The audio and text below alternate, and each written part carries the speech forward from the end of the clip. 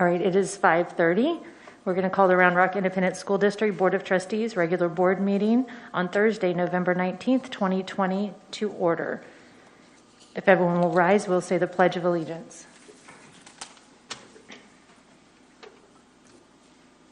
I pledge allegiance to the flag of the United States of America and to the republic for which it stands, one nation, under God, indivisible, with liberty and justice for all.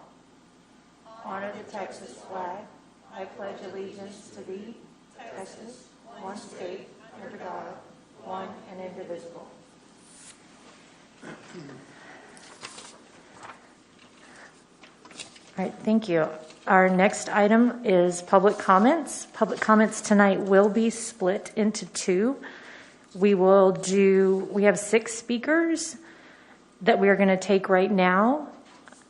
The rest of the speakers that signed up for agenda item J1, we will postpone you until right before that report so that we can recognize our outgoing trustees and bring our new trustees in.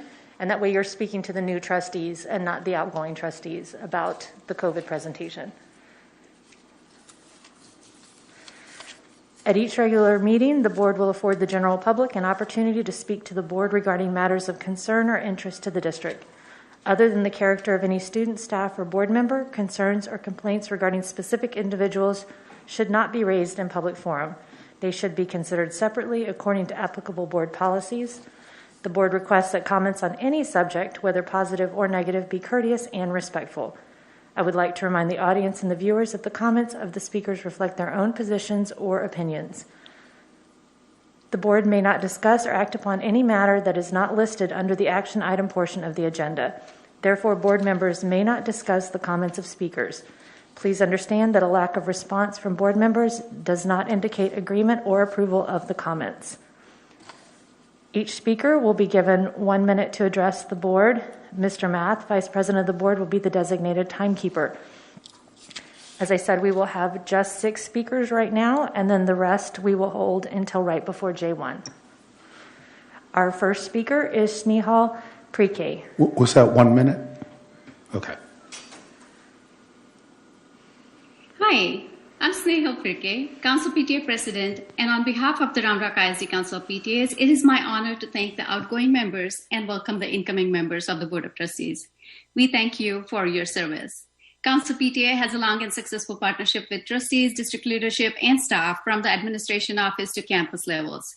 Our vision is to make every child's potential a reality, which requires a unified approach to working together to do what's best for our district, and we look forward to working with you.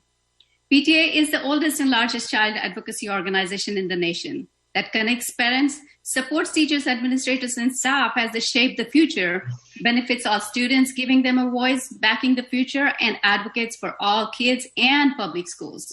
Superintendent Dr. Flores always joined all of our 53 PTAs, supporting all our PTAs with his entire team. And like the Board of Trustees in several districts do, we hope each of you will join all our 53 PTAs on our website, rrisdpta.org. Thank you.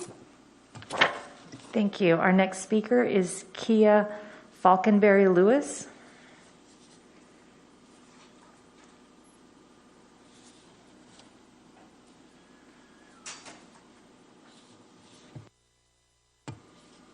Kia Falconberry Lewis, are you on the call? All right. Our next speaker then is Stone Wang. Hi, may I request to be put in the J1 group of speakers, please? Absolutely. Thank you. All right. So then our next speaker is Dawn Watson. Hi there. Thank you for allowing me to speak this evening. I'd first like to thank the trustees who are transitioning off the board tonight. Thank you for your many years of tireless volunteer service you shared with this destination district. As the new trustees take their seat on the dais, the primary focus of this new team of 7 will be to hire the new superintendent. You'll have the opportunity to truly bring this community together and stop the divide. Work in tandem and partnership with district leadership, not against it. And remember, you are voted in by the people. Working together is key to success. When you look to hire the new superintendent, I hope you give careful consideration and find the right candidate who continues to build upon the incredible legacy of Dr. Flores and his predecessors. Someone who will be an inspiration, someone who will fight for our kids, their future in this community. For a man who is not tall in stature, Dr. Flores will leave very, very big shoes to fill. I'd like to leave you with a quote by Maya Angelou. I've learned that people will forget what you've said, people will forget what you did, but people will never forget how you made them feel. This community needs to feel united, strong, and supported. Thank you. Thank you. Our next speaker is Varencia Watson.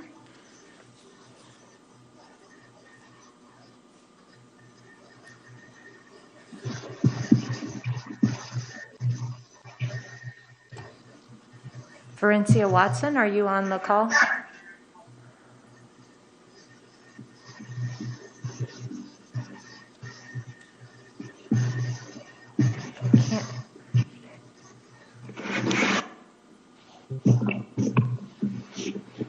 I can't tell whose microphone is on.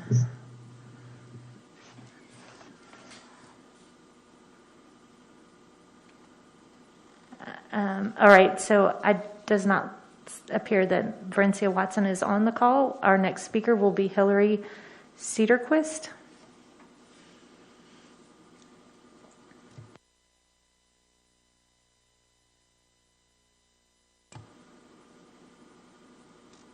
Ms. Cedarquist, are you on the call?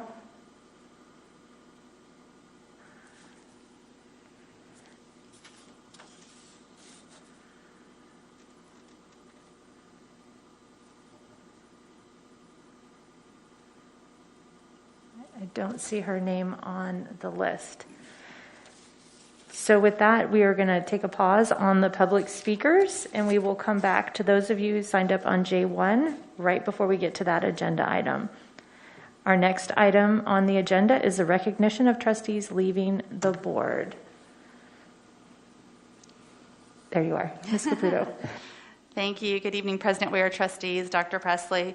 Tonight, it's my honor to recognize 4 of our outgoing trustees tonight. We just want to thank you all for your service. Under normal circumstances, we'd have you come down in front of the dais, of course, and get a photo here, but we're being COVID cautious, so we left some mementos for you there at your seat. But we just wanted to recognize each of you, and we're going to get a photo by the banner here before you leave tonight. You've all played such an important role and dedicated countless hours to the students and the community of Round Rock ISD, and we are forever grateful. Trustee Gonzalez has served as an officer of the board. She's been a PTA member for more than a decade, and she's been, and I'm sure will continue to be, passionate in her support in driving innovation and educational opportunities. Trustee Math has served the district in many ways, including the 2016 Bond Oversight Committee, serving on the PTA and through his extensive volunteer work at Westwood High School. Trustee Moses, I'm sure, will still be a big part of our district. He's got 3 little ones making his way through the system, and if I did my math right, his youngest doesn't graduate until 2036, so he will be around. But tonight, we do want to thank him for his service and commitment in the myriad ways you've served our district. And finally, we did have a special gift for Trustee Chadwell, and you can see it here in front of him. Trustee Chadwell is currently our longest-serving board member, first elected in 2008, with an impressive history of service to Round Rock ISD. In honor of those 12 years, the special gift is a framed photo of campuses and district facilities that have been opened during his time on the board, and it's just an indication of what a growing district we are. So thank you to each of you for your service and dedication. We appreciate you, and now I'll turn the floor back over to President Weir. Right. Thank you. I just want to say thank you for your service, and I'm going to turn it actually over to each of you if you'd like to say a few words. Ms. Gonzalez. Thank you, President Weir. To my Round Rock ISD family, I say farewell. To be a part of something that is so much bigger than myself and to serve as a trustee for this great district has been my honor and my privilege. Looking back on my 6 years of service to the community, what gives me the most fulfillment is seeing our students succeed each and every day. From failed bonds to pass bonds to full-day pre-K to early college high school, nothing has been as rewarding as seeing our district be a destination district, and just having that small role in the great things that have happened in this district has been more than humbling. I've had the pleasure of serving with other trustees that believe in student success before themselves. I deeply appreciate the past trustees and current that I've had the pleasure to serve with. Trustees Cox, Law, David, Hannah, Moses, and Feller have had a tremendous impact on the success of this district, and I thank you. To the incoming board members, remember this. Coming together is the beginning. Keeping together is the progress.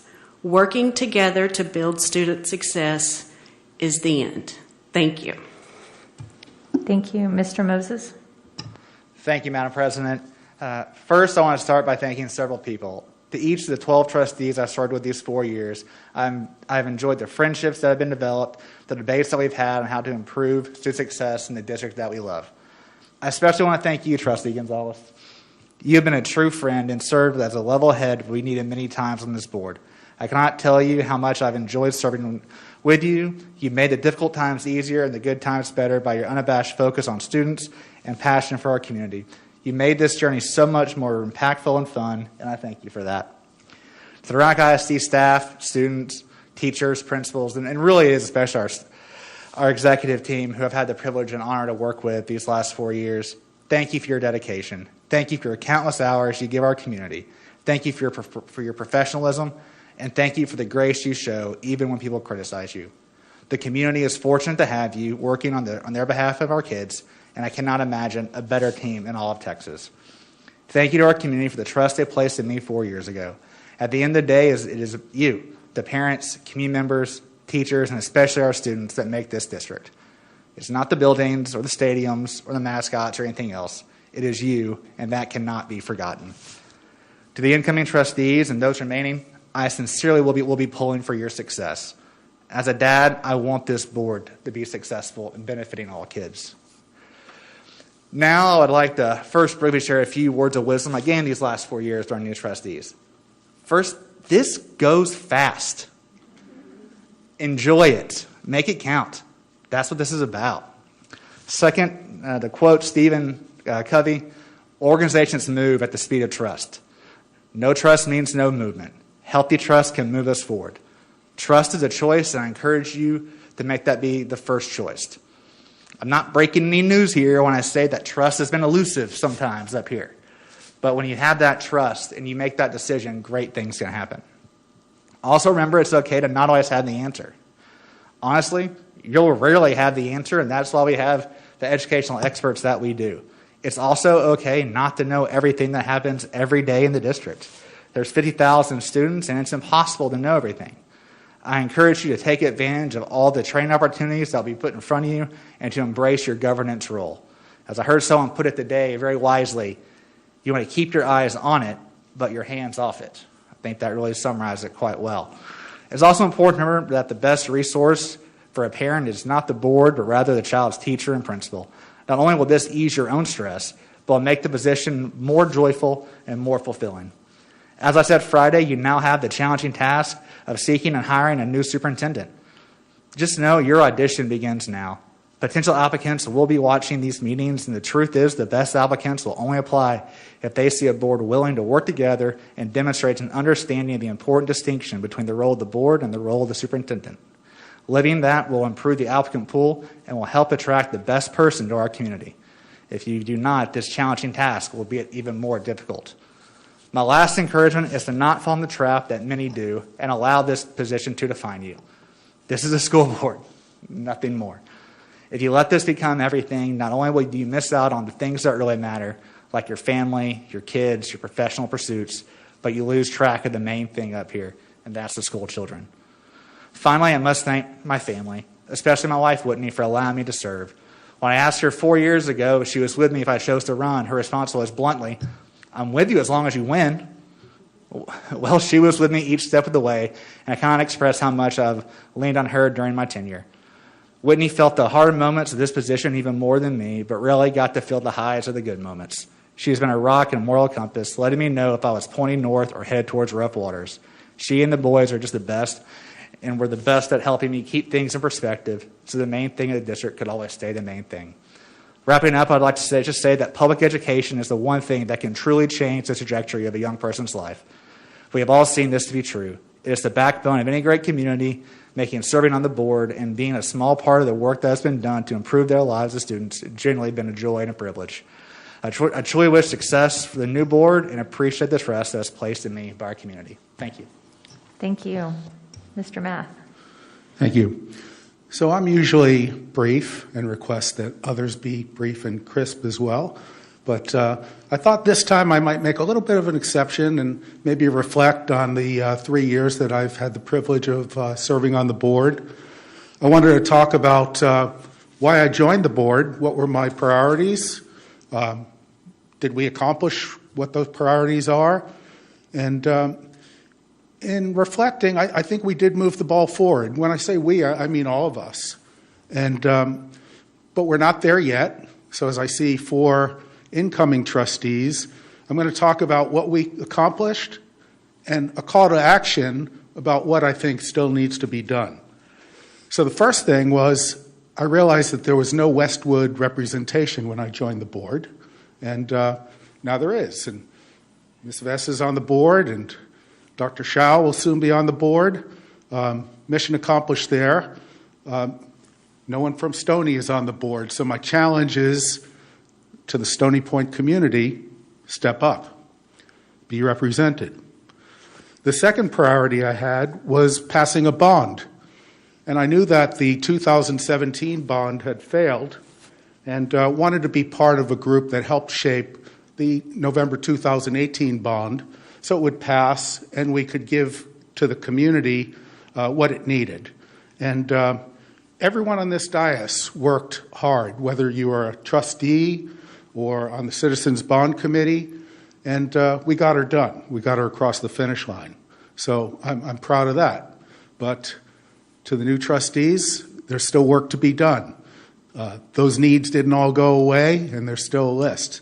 So I challenge you to step up and do the right thing there. Student ranking was a big issue when I joined the board. At Westwood, there was some discussion about doing away with student ranking, and I flip-flopped, and I spoke with a lot of people in the community, but we did do away with the student ranking, and it resulted in a lot of good things and a lot of increased scholarships, and mission accomplished there. However, I would encourage the new board to consider doing away with ranking for some of the other high schools, and hopefully that will result in increased scholarships. Overcrowding is and has been a major issue. This board did step up. We approved elementary school 35. We took some bold steps on boundaries, but to the new board, there's still some overcrowding issues that y'all need to address. Equity. We have many of our students and many of our campuses are high flyers and thriving, but not all of them are. So we need to figure out a way to close that achievement gap, which unfortunately has widened under the COVID challenges. So I know we've hired a chief of equity and diversity. I think we've taken some steps by hiring Chief Yarborough, who's got a very good view as to how we should have policing across our campuses. Probably the best thing I did for equity is to step down and allow Ms. Harrison to step up and take my seat. I know passing the baton to her, she will do wonderful things for equity.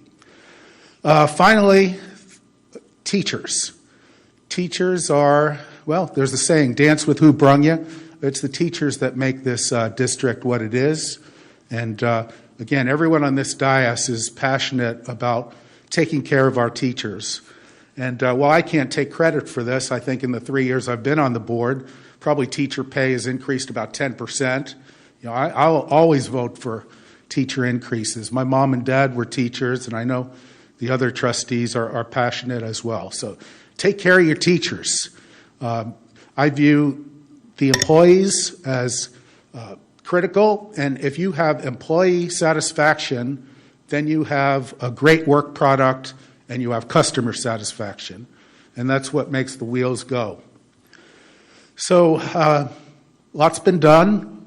A lot still needs to be done. And in closing, I just want to thank everyone on the board, teachers, students, administration, parents, other community members, for allowing me to serve for 3 years. And I look forward to great things in the future. Thank you. Thank you, Mr. Math. And last but not least, Mr. Chadwell. Thank you, Ms. Weir. I just want to say quickly, appreciate everybody's support over the years. I've learned a lot. This has been a wonderful experience, much more than I thought it would be. There's met wonderful people, some wonderful people. There have been a lot of great accomplishments. There's been some things that didn't go the way I wanted, but no regrets whatsoever. I've learned so much from everybody who's participated, even the toughest challenges that have been mentioned by my fellow trustees up here that are outgoing. So with that, I say thank you. Thank you for the work you do. You continue to do. The work is never done. It'll never be done, but it's amazing what has been done. So congratulations to the incoming four, and I wish you all the best. I wish the staff and everybody the best as well. Thank you. Thank you. And thank you all. And we are actually going to take a quick break to get photos with our outgoing trustees and get ready to swear in our new trustees. So it is 5:51. We'll 10 minutes. Can we do it in 10 minutes? 15. All right, we'll see. 15-minute break, and we'll be back at 6:05.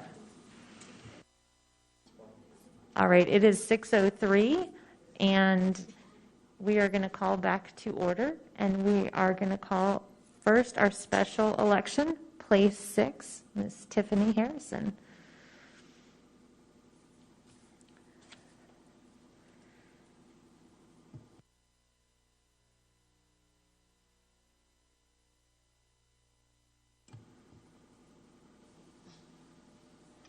I, Tiffany Nicole Harrison, I, Tiffany Nicole Harrison, do solemnly affirm do solemnly affirm that I will faithfully execute that I will faithfully execute the duties of the office the duties of the office of Trustee Place 6 of Trustee Place 6 of the Round Rock Independent School District of the Round Rock Independent School District of the State of Texas, of the State of Texas, and will do the best of my ability and will do the best of my ability to preserve, protect, and defend and defend the Constitution the Constitution and laws of the United States and laws of the United States and of this state. and of this state.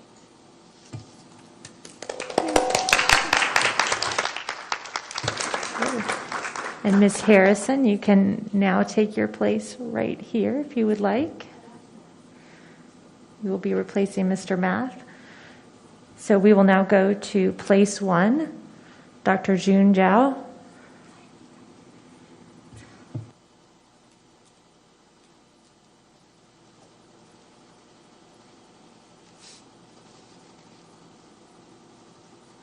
I, Dr. Jun Xiao, I, Dr. Jun Xiao, do solemnly swear do solemnly swear that I will faithfully execute that I will faithfully execute the duties of the office the duty of office of Trustee Place 1 of the Round Rock Independent School District of Trustee Place 1 of Round Rock ISD of the State of Texas, of State of Texas, and will to the best of my ability and to the best of my ability best of my ability preserve, protect, and defend preserve, protect, and defend the Constitution and the laws of the United States the Constitution and the laws of the United States and of this state. and of the state.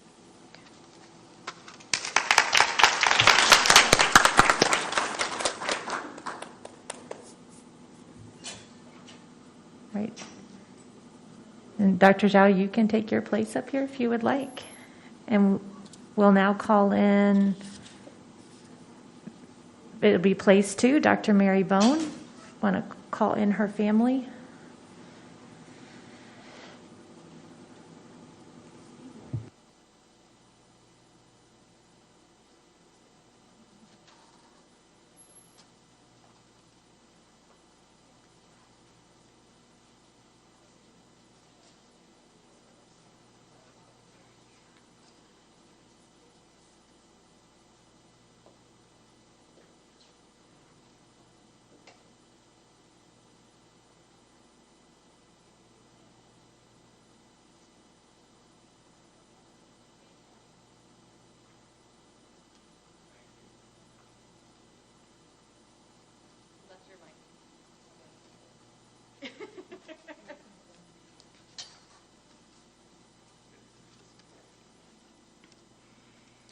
I, Mary Bone, I, Mary Bone, do solemnly swear do solemnly swear that I will faithfully execute that I will faithfully execute the duties of the office the duties of the office of the trustee, Place 2 of the Round Rock Independent School District. Say that again. Of the trustee, Place 2 of the Round Rock Independent School District Of the trustee, Place 2, Round Rock Independent School District of the state of Texas. of the state of Texas, And I, to the best of my ability, and I, to the best of my ability, preserve, protect, and defend preserve, protect, and defend the Constitution and the laws of the United States the Constitution and the laws of the United States and of this state. and of this state.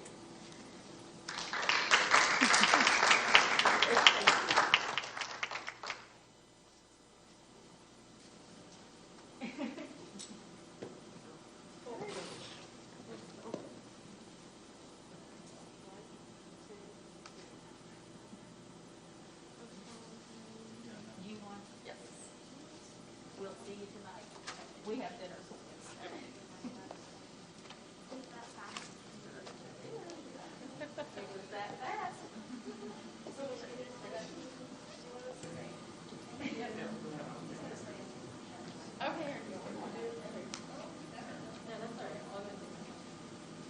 All right. Dr. Bone, you're going to join us up here? Yeah. And now we will do place 7. It's Danielle Weston.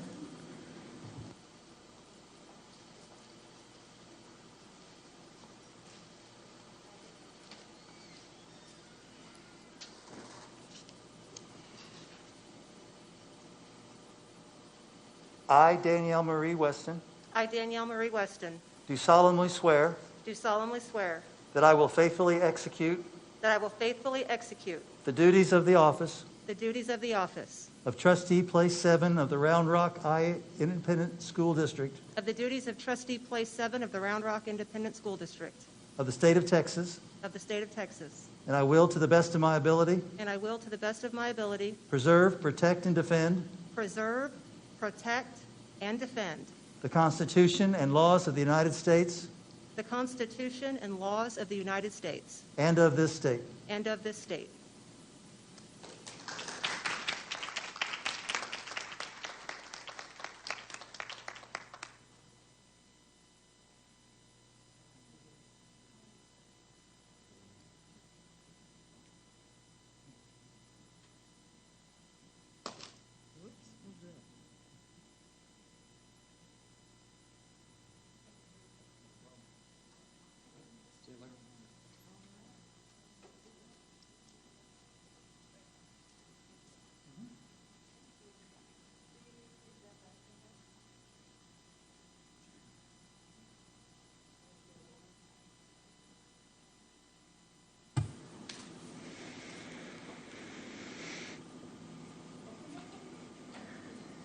And now that we have our 4 new trustees seated with us on the dais, we will now go into closed session.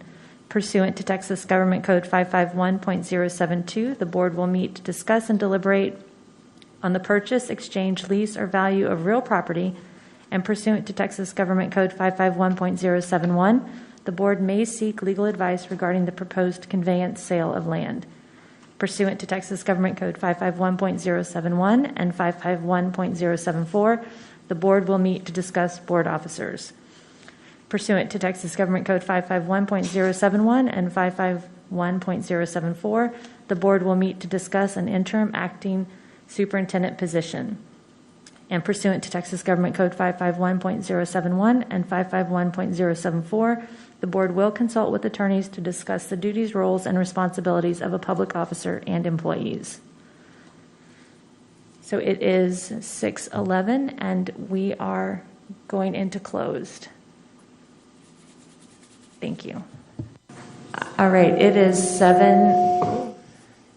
7:45, and we are out of executive session. We're actually going to go to item I first. Are there any motions coming out of executive session? President Weir, I motion. move that the board approve the requested A.W. Grimes Future High School site utility easement as presented in closed session. I will second it. All right, we have a motion and a second to approve the requested A.W. Grimes Future High School site utility easement as presented in closed session. Are there any further comments? All those in favor, raise your hand. Motion passes 7-0.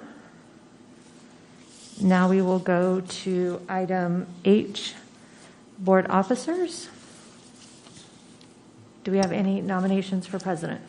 Yes, thank you, Madam President. I move that we nominate Amy Weir for president for the next cycle here. I will second it. Okay, we have a motion and a second for Amy Weir for president. Are there any other nominations for president? Hearing none, I am president by acclamation. Thank you. Do we have any nominations for vice president? President Weir, I would like to nominate Trustee Corey Vessa for vice president. I would like to second that motion. Okay, we have a motion and a second for Trustee Corey Vessa for vice president. Are there any other nominations for vice president? Hearing none, nominations for vice president are closed, and by acclamation, Trustee Vessa is elected vice president. Are there any nominations for secretary? I move to waive the requirement that there be 1 year of service on the board for service as an officer, and hereby nominate Tiffany Harrison for the office of secretary. I second that. We have a nomination and a second for Tiffany Harrison for secretary. Are there any other nominations for secretary? Hearing none, nominations for secretary are closed, and by acclamation, Tiffany Harrison is our new board secretary. And now we will take a short recess so that we can rearrange seats on the dais. We will come back in 5 minutes and pick up our agenda with our speakers on item J1. Thank you.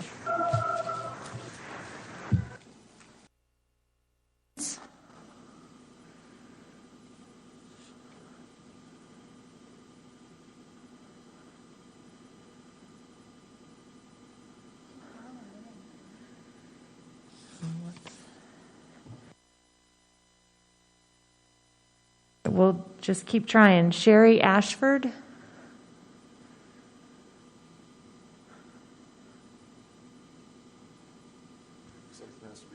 Yeah. Will you maybe check and see if something's wrong with the sound?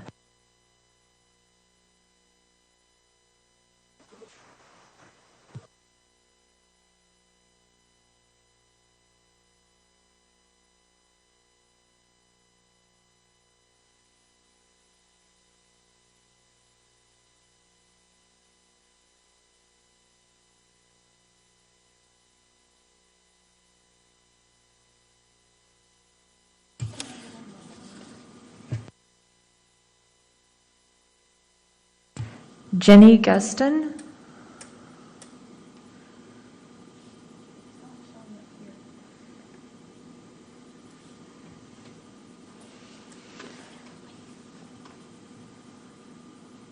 All right, well, I see Benjamin Sterling. So Benjamin Sterling, you are our next speaker. I'm sorry, are you guys muted still? Yes, Jenny. Is this Jenny Guston? Hello? Yes. Yes. It shows that the board is muted still. Is it my turn to speak? Ooh. Oh, the board is muted. Okay. That's the problem. Now we can hear you. We just heard you. Okay. I've been muted, but we just heard that. Should I speak or should I unmute? I can't. Is this Jenny? Can you hear me? Elizabeth- Because I cannot hear you through the Zoom meeting. Elizabeth Pruitt Sanchez. Okay, no, let's, we did not realize that there was a problem with the sound. So I'm going to go back, let me go back up to the top and see who is still on the call with us. I'm assuming everybody can hear us now. I can hear you, but I can't hear the board. I'm the only one speaking. Okay, right great. now. Then yes, I can hear you. Okay, so we're going to go back up to the top of the list then. Jasmine Cho. Is Jasmine on? Okay. Tammy Conrad. Yes, I'm here. Can you hear me? Yes, ma'am. Please begin. Okay. First off, welcome to our new board members. My name is Tammy Conrad. I'm an elementary educator in the Round Rock learning community. We all know this is a very difficult time and there are no easy answers or none that will make everyone happy. But I do believe we have to focus right now on the health of students and staff. With Williamson County now being in the red phase, indicating an uncontrolled community transmission of COVID, the highest level of viral activity, I do not think our district should reopen buildings after the Thanksgiving break. We should return to all virtual learning at least through the end of 2020. By doing this, we will still be educating students and we will be keeping them safe and keeping staff safe. These are our two most important jobs. I know there are concerns about learning from home, but they can be addressed with appropriate resources. But to be blunt, we can't teach dead kids, and we really don't know enough about the long-term effects of COVID on our children. Time. Thank you. Thank you. Christelle Erickson Collins. Hello, I'm here. Congratulations, new board members. Williamson County has a rolling 7-day average positivity rate of 5.74%, making it a CDC designated hotspot. Teachers are reporting that trying to teach virtual and in class is not working for anyone, and some parents are speaking out that having their students home is an untenable situation. The community comments in recent meetings have sounded like an either-or situation with teachers on one side and some parents on the other. However, this binary thinking is not helpful and must be challenged. Round Rock is a creative and well-resourced district and can meet the needs of staff, parents, and students with flexible and innovative problem solving. This will take time, and so it makes sense for the district to break after the Thanksgiving holiday, giving the district time to plan with community, resuming class in January with a process that works for all, and simultaneously reducing the community's spread of COVID. Lastly, the district has been offered free rapid testing and is not accepted. Can you explain the reasons for this decision? Thank you. Thank you. And we will get to some of these concerns when we do get to our presentation and what the school district can do under state law, not just with the county's recommendations. Our next speaker is Sherry Ashford. I'm here. Right. Please. I'm the parent of 4 Round Rock ISD children. And tonight I don't want to regurgitate facts from the internet about campus learning. What I do want to talk about is the impact this has had on my 4 children. My oldest is a 6th grader with ADHD and Asperger's. He struggles with anxiety and depression, and virtual school was a nightmare for him. However, since returning to campus, I feel like I have my child back. I have gotten emails from teachers praising his performance, stating how much better he is doing since returning to campus. Next, I have a 5th grader who also has autism. 30 seconds. Virtual learning does not work for her. In her most recent ARD on Monday, all of the teachers said that a virtual learning environment will not and does not work for her learning style. Then on top of that, I have twin 1st graders. I don't know if you know what it's like to have a 6-year-old on the computer all day long, but imagine 2 6-year-olds on a computer all day long, battling with the autism in the background. The virtual learning setting is not working for them, and it just leads to a bunch of whining and crying in my house. All of my children want and need to be in school. The teachers are amazing and doing a great job. What it comes down to for us is that these are our children, and their emotional and academic development is our highest priority. In-person learning can and should continue in a safe and responsible way. Thank you. Thank you. Our next speaker is Jenny Guston.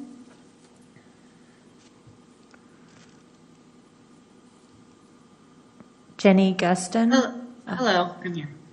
Hi, my name is Jenny Guston. I'm the parent of a 1st grader in Round Rock ISD.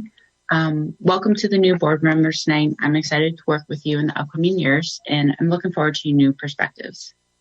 People keep emphasizing the high survival rate of COVID. To these people, you are lucky. You must not know one of the 250,000 people or their friends and family who have died from COVID. What is even more important to note is that we don't know the long-term effects of COVID-19 for those who do survive this disease, especially for 30 children. seconds. Harvard Health Publishing has stated brain damage occurs in many survivors, causing pervasive yet subtle cognitive, behavior, and psychological problems. The World Health Organization found evidence that long-term effects may include damage to a person's heart, lungs, brain and nervous system, mental health, and muscular and skeletal systems. Williamson and Travis County cases are on the rise. Travis County is in stage 4. Williamson County announced this evening they are in phase red. Time. And since people are bound to gather over Thanksgiving break, cases will continue to rise through December. I asked the board and administration to consider having all students be virtual learners after Thanksgiving break through the December holiday break. Okay, By having all virtual why don't learners, we we go can ahead help and stop the stop spread of now. COVID in our community, keep our students, teachers, and staff safe, Thank and you. have a better chance of returning next year with in-person learning. Thank you. I also asked the Ms. board Gustin, we're gonna have administration to- to help We're the going on now to the next person. I'm sorry, your time's up. Our next speaker is Benjamin Sterling.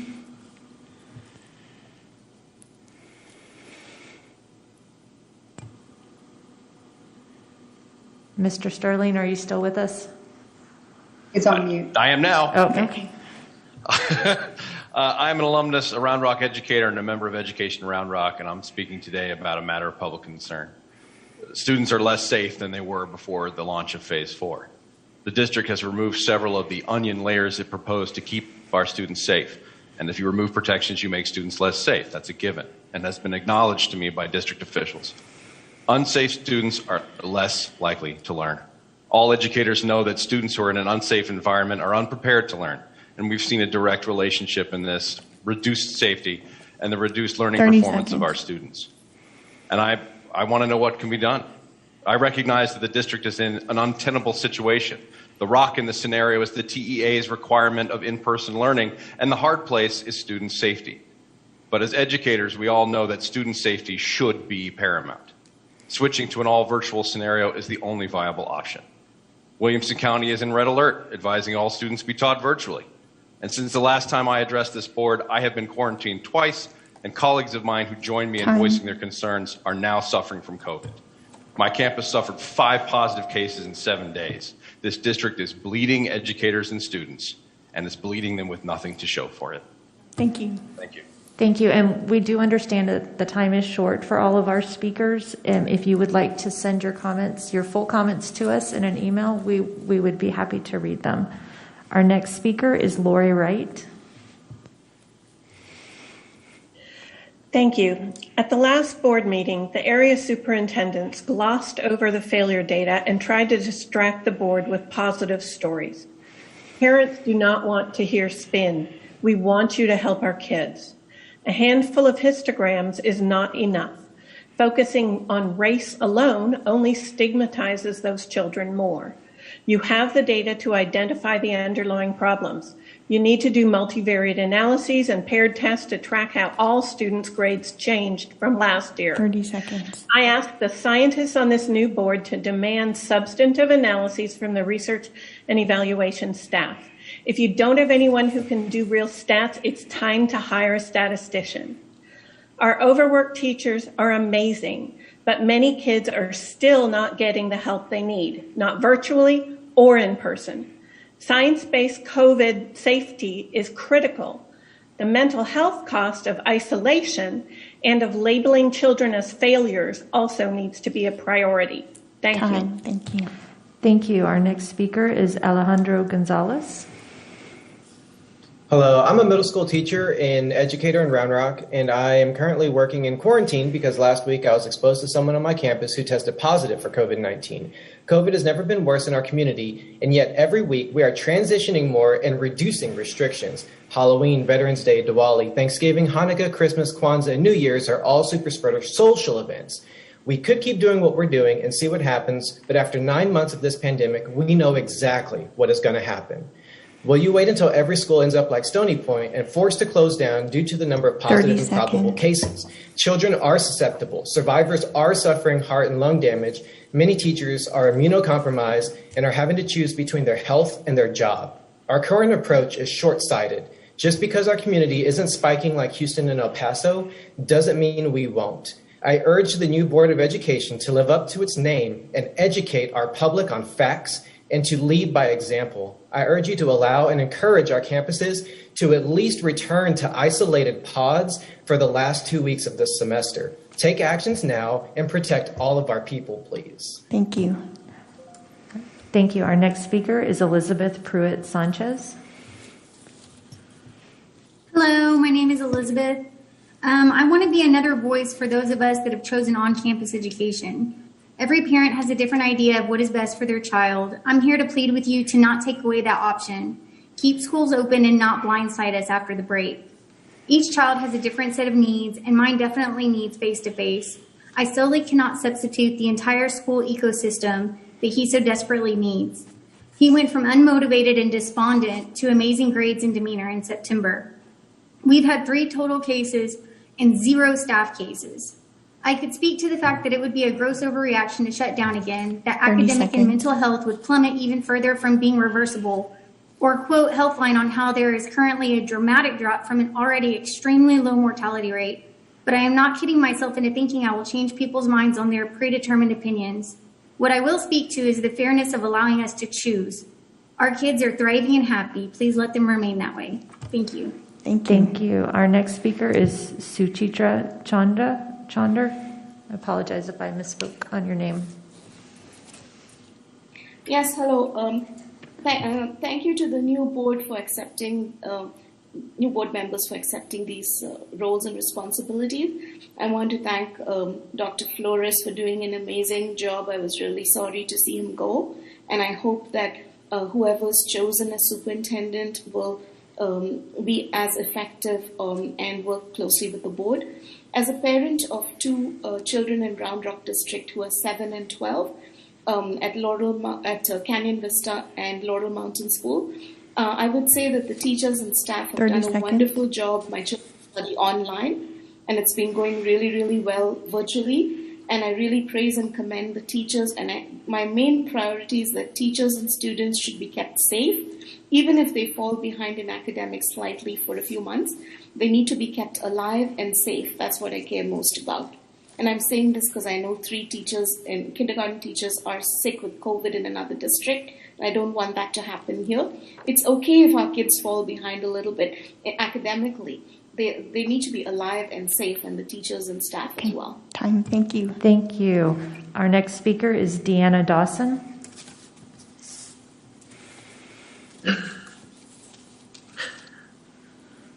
Hi, my name is Deanna Dawson, and I am an educator with Round Rock ISD. I also speak with Education Round Rock. I have a question. Why are we still meeting virtually? If it's okay to put us teachers and students back in the classroom, face to face, or in a cafeteria without masks on, putting high-risk people in those situations.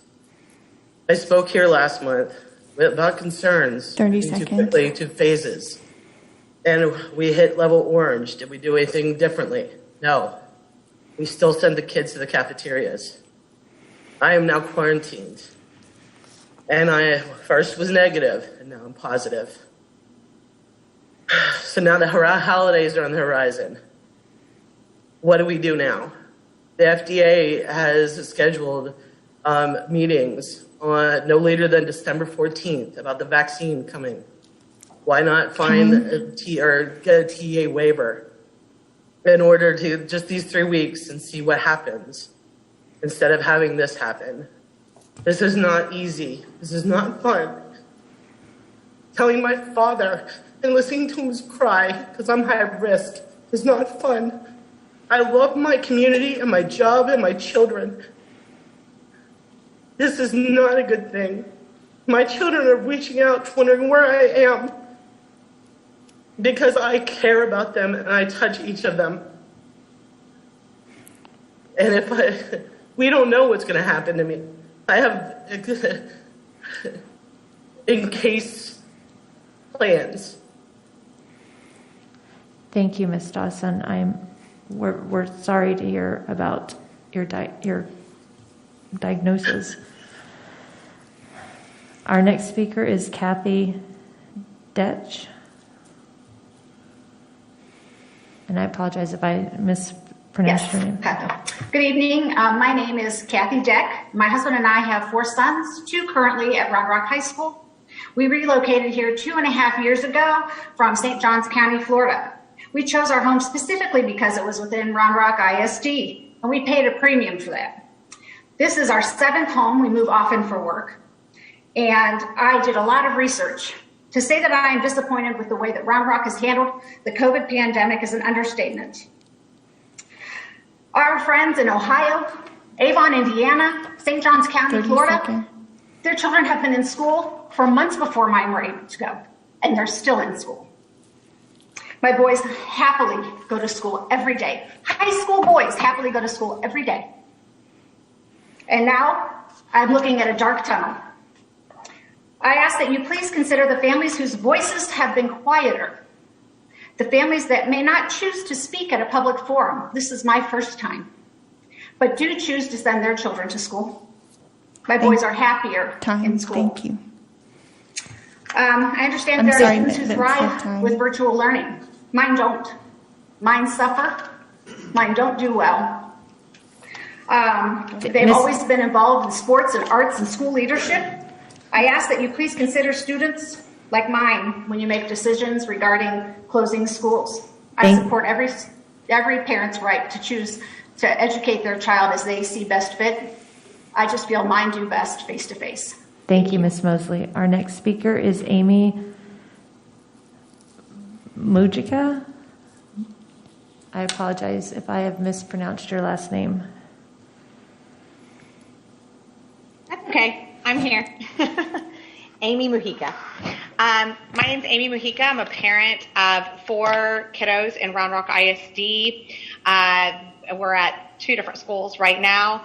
And I just want to kind of echo what Ms. Deck said and some other parents where I really want to be a voice of parents who have been a little quieter. Everyone has their own opinion and ideas about COVID, how it should be handled. I totally respect that, and I believe no one should be forced to return. You shouldn't be. By the way, I have a master's degree in education. I was a teacher for many, many years.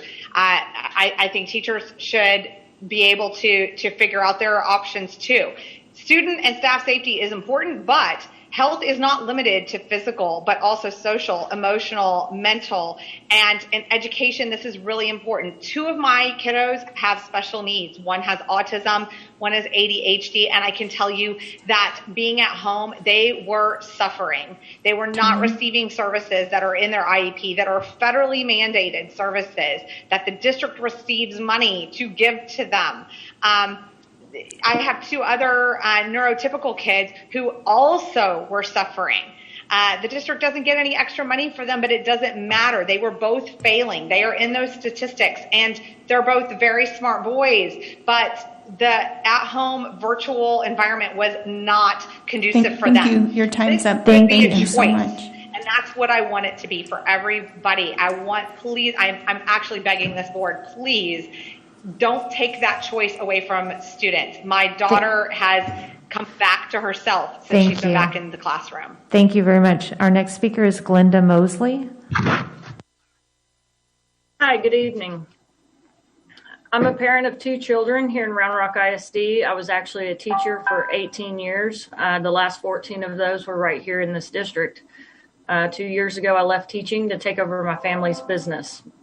My husband is a teacher at Cedar Ridge High School, who, by the way, is high risk due to asthma. We are staunch supporters of schools remaining open. Our at-home, school experience was, to be honest, traumatic. 30 seconds. There was not a day that went by that did not involve tears.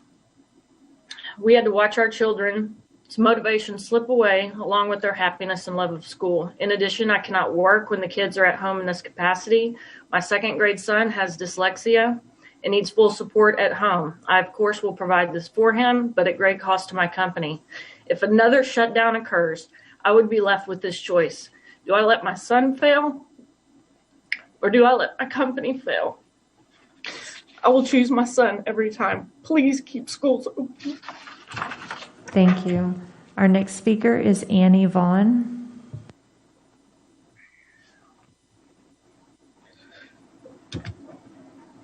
Hi there, can you hear me? Yes, please begin. Okay. My son Oliver is 6 years old and he has autism. Oliver has attended school in Round Rock from the day that he turned 3 years old in the PPCD program. Simply put, my son can only achieve academic and social success in person. I implore the board, I am begging, please do not make unilateral decisions without taking special education kids into account first. During school closure in the spring, my son vehemently refused to participate in virtual lessons. We tried everything. He still experienced extreme regression, traumatic, increased stimming. He stopped speaking and communicating in a fruitful way, became more violent. Our family cannot go through that again. It is devastating, and the damage during these key developmental years is irreparable. My son is finally making progress in his new school in a structured learning classroom with his incredible teachers and staff. Regarding science, the science actually says that children, when they're in school and when the schools are doing things right, it is actually beneficial. And I would ask you to look at the New York Times opinion piece by Aaron Carroll on November 17, 2020. He says, we need to restrict our physical interactions, but we should do so rationally and in an evidence-based manner. We should figure out what poses the greatest danger and act accordingly instead of automatically asking school children to bear the brunt of the pain. Okay, thank you so much. Your time's up. Thank you. Thank you. Our next speaker is Elizabeth Yoakum.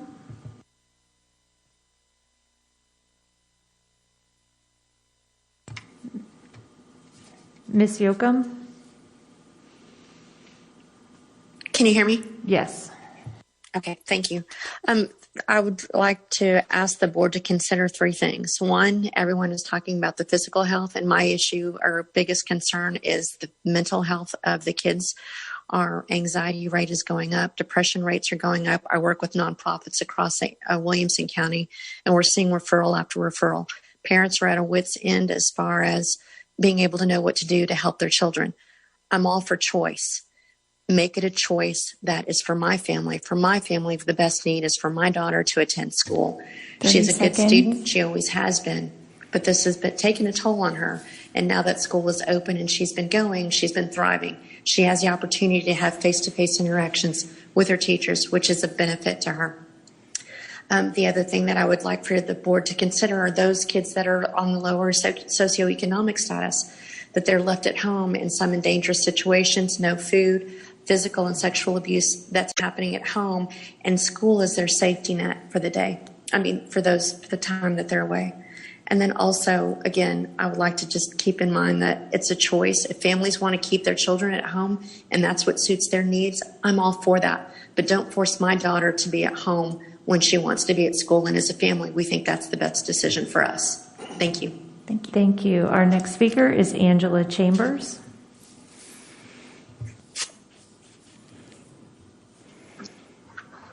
Hi, good evening. My name is Angela Chambers, and I'm a very involved parent at Stony Point High School. My son is also involved in athletics. I just wanted to address the complete shutdown of Stony Point High School for what is now the fourth time this year. It is certainly hard to imagine that Stony Point can be the only school out of 171 public schools in Williamson County with COVID cases high enough to warrant its doors to be shuttered and all extracurriculars to be stopped. Something is amiss. And the lack of transparency within Round Rock ISD has left our Stony Point families with so many questions. There were 2 confirmed positives, but there have been reports of a probable cluster within our special education department at this school. If this is in fact accurate, it is completely understandable that we would want to protect our more vulnerable population and transition to an at-home learning just temporarily while the school undergoes a deep cleaning. This would have minimal impact on our students and our student athletes. In fact, our student athletes currently are already at 95 to 98% in-home virtual learning so that they can continue their activities. And they would only be showing up to the football field for practice.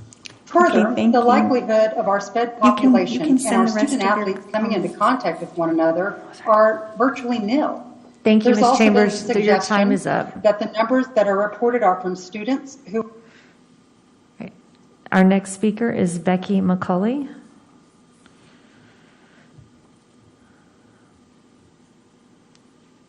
I'm sorry, was I muted that whole time? No, but your time was up, so we need to move to the next speaker. Is Becky McCulley on?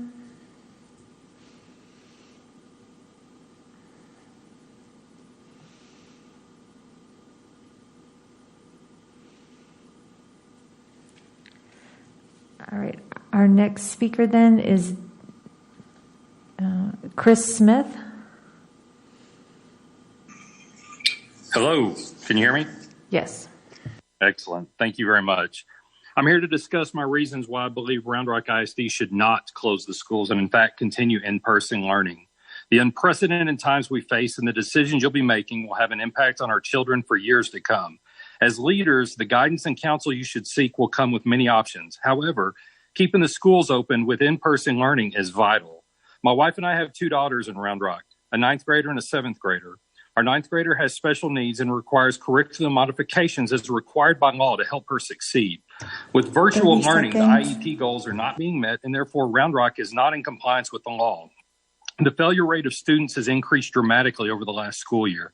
I believe that this is directly related to the virtual environment. As an adult who has both taught and received instruction virtually, it is extremely difficult to maintain the focus that is required to be successful. As board members serving this community, I am certain that you want excellence in the children that attend Round Rock ISD. Virtual learning is not the best option for that. In-person, face-to-face instruction is what helps our children be successful. The mental health side of virtual environment is another issue. The seclusion that is felt by our kids who thrive in daily positive interactions is devastating to them emotionally. This time of their lives is where they learn to have healthy and positive working relationships. Our children have enough to contend with electronic devices that most of us, depending on our age, didn't have to deal with. I'll end with a statement from the American Academy of Pediatrics that says they strongly advocate policy considerations that schools should start with the goal of having students physically present in school. Thank you very much. Thank you, Mr. Smith. Our next speaker is Leslie Winters. I guess we only had Hi, good evening. I am here on behalf and to speak for my 3 students that I have in Round Rock schools. And I'll start with my 2nd grader who at the beginning of virtual struggled, just could not get the computer and just could not figure it out on top of the technical issues. And as time went on, he got the hang of it and even got better at it, which is great. And got back into school for in-person and is doing great and is thriving in person. Now, school's closed down again. He's back at home. He'll go back into not progressing. And I want everyone just to please consider the whole child. I want to piggyback off of the gentleman that just spoke before me about just the mental stress and anxiety that our students are in right now. My junior at Cedar Ridge came home crying, and teacher doesn't show up for a Zoom tutorial, and she can't go up to school for a Zoom tutorial or for a tutorial like she used to and always has before, either before softball practice or after school, and tell her, hey, take a break, walk away, it's okay. She says, I can't, Mom. I have a 91. I can't lose this A. She's a junior. She should be out trying out for college, to play for somebody, play for another school for the next level. Thank you, Ms. Winters. She can't because she cannot maintain her grades. She's a National Honor Society. She's not a slacker by any means, but they're struggling. And thank you, Ms. Winters. We're going to have to go to our next speaker. Thank you. And actually, our last speaker is Stone Wang. Thank you. My name is Stone Wong. I'm a middle school teacher here at Round Rock ISD, and this is my first year teaching ever. At Walsh, I'm surrounded by passionate and experienced teachers, but several of my colleagues have left because of an unrealistic expectation to succeed despite all the barriers in our current hybrid situation. We spend an inordinate amount of time in our personal lives to make it all happen. For me, it's late nights every single day, including the weekends. But for all the extra emails, videos, and everything else we give to give our kids the best, we don't see comparable results in the engagement and learning. 30 seconds. Also, there are several teachers on my campus who have tested positive for coronavirus this week. Keeping students positive in this learning environment while being concerned for our long-term health is just not sustainable. I don't have the answers to our problems because I spend, and I know a lot of our teachers spend all of their time and energy on these students, and we will stop at nothing to give them what they need. But I hope this newly elected board spends their time and energy making the best decisions for the safety and future of our community. Please don't misuse our Round Rock teachers, or else we will see more teachers leaving this destination district. Thank you. Thank you. And that is all the speakers We'll figure it out. that we had. No, I don't have any money. I'll give it just a second for the speakers to be muted. And we are now going to go to our superintendent's report, Reimagining Education. And to all of those that are watching and spoke, and I know Dr. Presley and the staff are going to address this, but for us, it is more than just what this board and this administration want to do. The state of Texas and the governor and TEA have set out some pretty stringent rules for us about closing. And I know we're going to talk about that it's outside of the health department even of the two counties. So Dr. Presley. Thank you, President Weir, members of the Board of Trustees. And President Weir, you're exactly right. We report to the Texas Education Agency in the state of Texas as our governing body. And we look very closely daily, if not hourly, to what the local health authorities are telling us.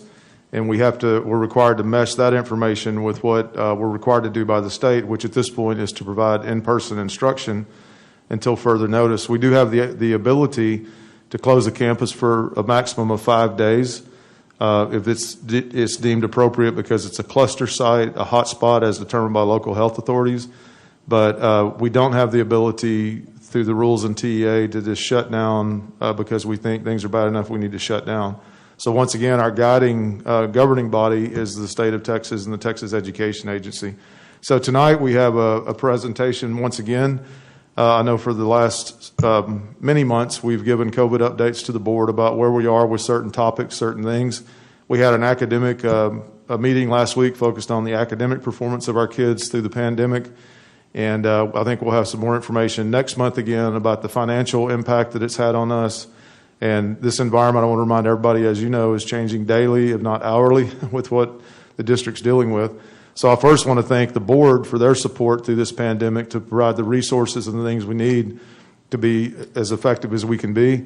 And I want to thank all of our staff in the district that have worked so hard, starting with our teachers, our campus administrators, and district staff that work far more than people I think can even realize.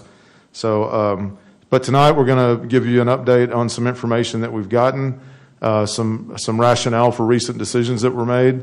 And so I think the slides were updated a few days ago, or a couple days ago. And so at this point, I'm going to turn it over to Brandy Hafter, who's our Director of Health Services, and Sharon Wilkes, who has been designated as our District COVID Coordinator, to take us through the first part of this presentation.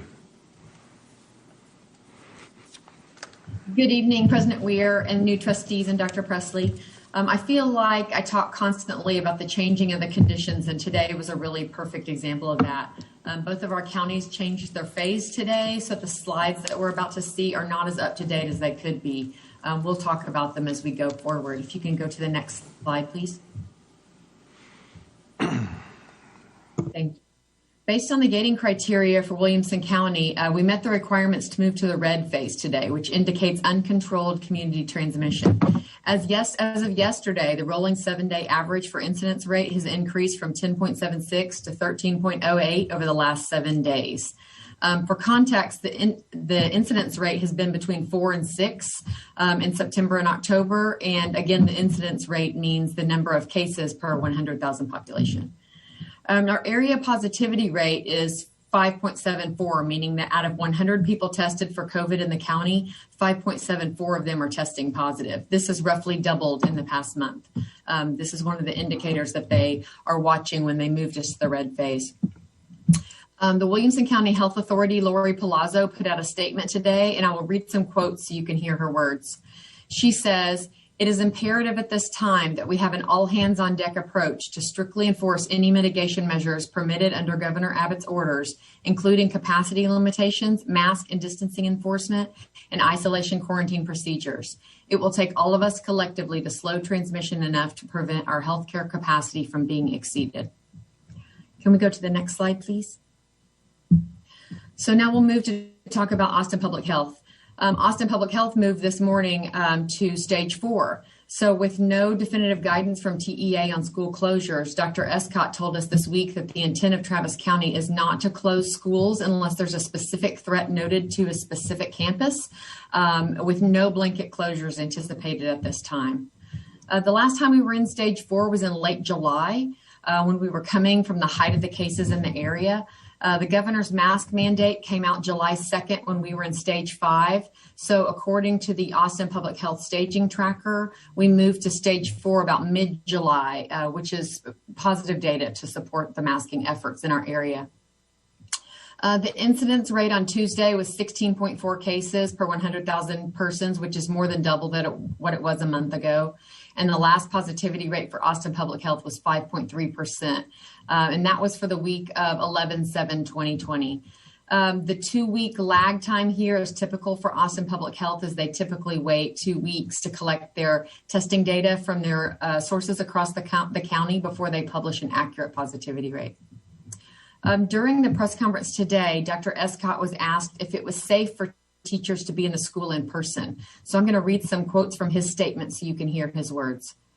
"We are not seeing transmission in the classroom space. We are not seeing it with masks on, but in areas where masks are off. We are seeing transmission in social gatherings, football, volleyball, cheer, and dance teams.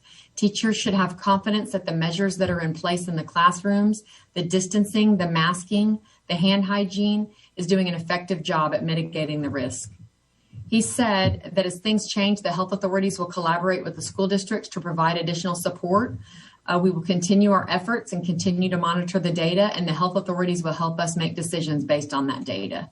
So next we're going to talk about what it would take to close a campus, and I'm going to switch off to my pal, Sharon Wilkes. Good evening, President Weir, Dr. Presley, and members of the school board. The Texas Education Agency has mandated that all schools are required to offer on-campus learning for families who wish to send their students to campus. Based on health data, the local health department makes a recommendation for possible school-related closures. These two statements are not always in alignment. So just as President Weir and Dr. Presley were sharing, there are two conflicting statements. There is from the local health department and there is from the Texas Education Agency. Remember that the Texas Education Agency is our governing body. So with these two statements not in alignment, you also have the local health department that makes recommendations, however, for campus-based closures. It is the superintendent who makes the final determination to close a campus. If the health department makes a recommendation to close a campus because they are considered a cluster site, or if a campus cannot remain open due to the lack of staff from isolating or quarantining, it is up to the superintendent then to make that final determination. But we do it in consult with the local health department. So when would we close a portion of the campus rather than the entire campus? When making the determination between closing a portion of the campus or a full closure of the campus, the health department considers whether student cohorts and staff cohorts have been implemented within the school, which would allow for quarantining of affected cohorts rather than a full school closure. Next slide, please. There are many things to consider when closing a campus. How many cases are there? And are they close in time together or spread out over several weeks?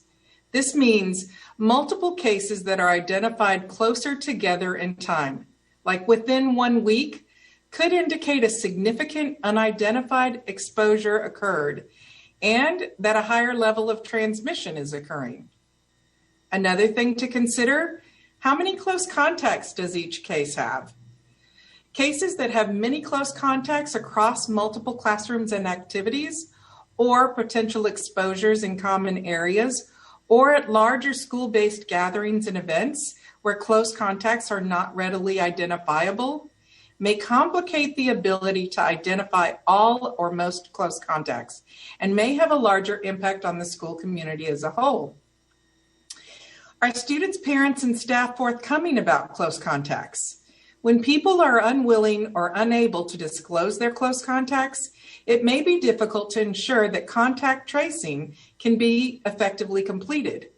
When contact tracing cannot be fully completed, it is possible that exposed persons may not exclude for the recommended quarantine period of 14 days and could go on to develop symptoms of illness while in the school setting, thereby resulting in additional exposures. Is there other significant COVID-19 transmission in the surrounding community that will likely impact families and staff? For example, in communities that are currently experiencing high transmission, the nature of the community situation may increase the potential for transmission in the school setting. So as you know from all of those things I just mentioned, it is a multitude of data that you look at when you are looking at closing a campus. It is not simply one thing, but it is the total of the data that you look at when looking at closing a campus. And that is what Williamson County Health Department and Austin Public Health Department help us with in their guidance. Next slide, please. The length of time that a campus remains closed is dependent on a couple of things. A campus may only remain closed to on-campus instruction due to a confirmed case of COVID-19 to allow for sufficient time to resolve the public health concerns. Campuses may remain closed for up to 5 consecutive days, including the original closure date, while drawing funding for all students participating in remote instruction. If the district does not provide remote instruction, then the district would need to make up those days later in the year. TEA has no plans to issue missed school day waivers due to COVID-19 during this school year to districts that do not offer remote instruction when a campus is closed. A district may restrict student access to on-campus instruction and instead offer those families remote instruction for up to 14 calendar days if a significant number of the instructional staff at the campus is impacted due to a confirmed COVID-19 outbreak.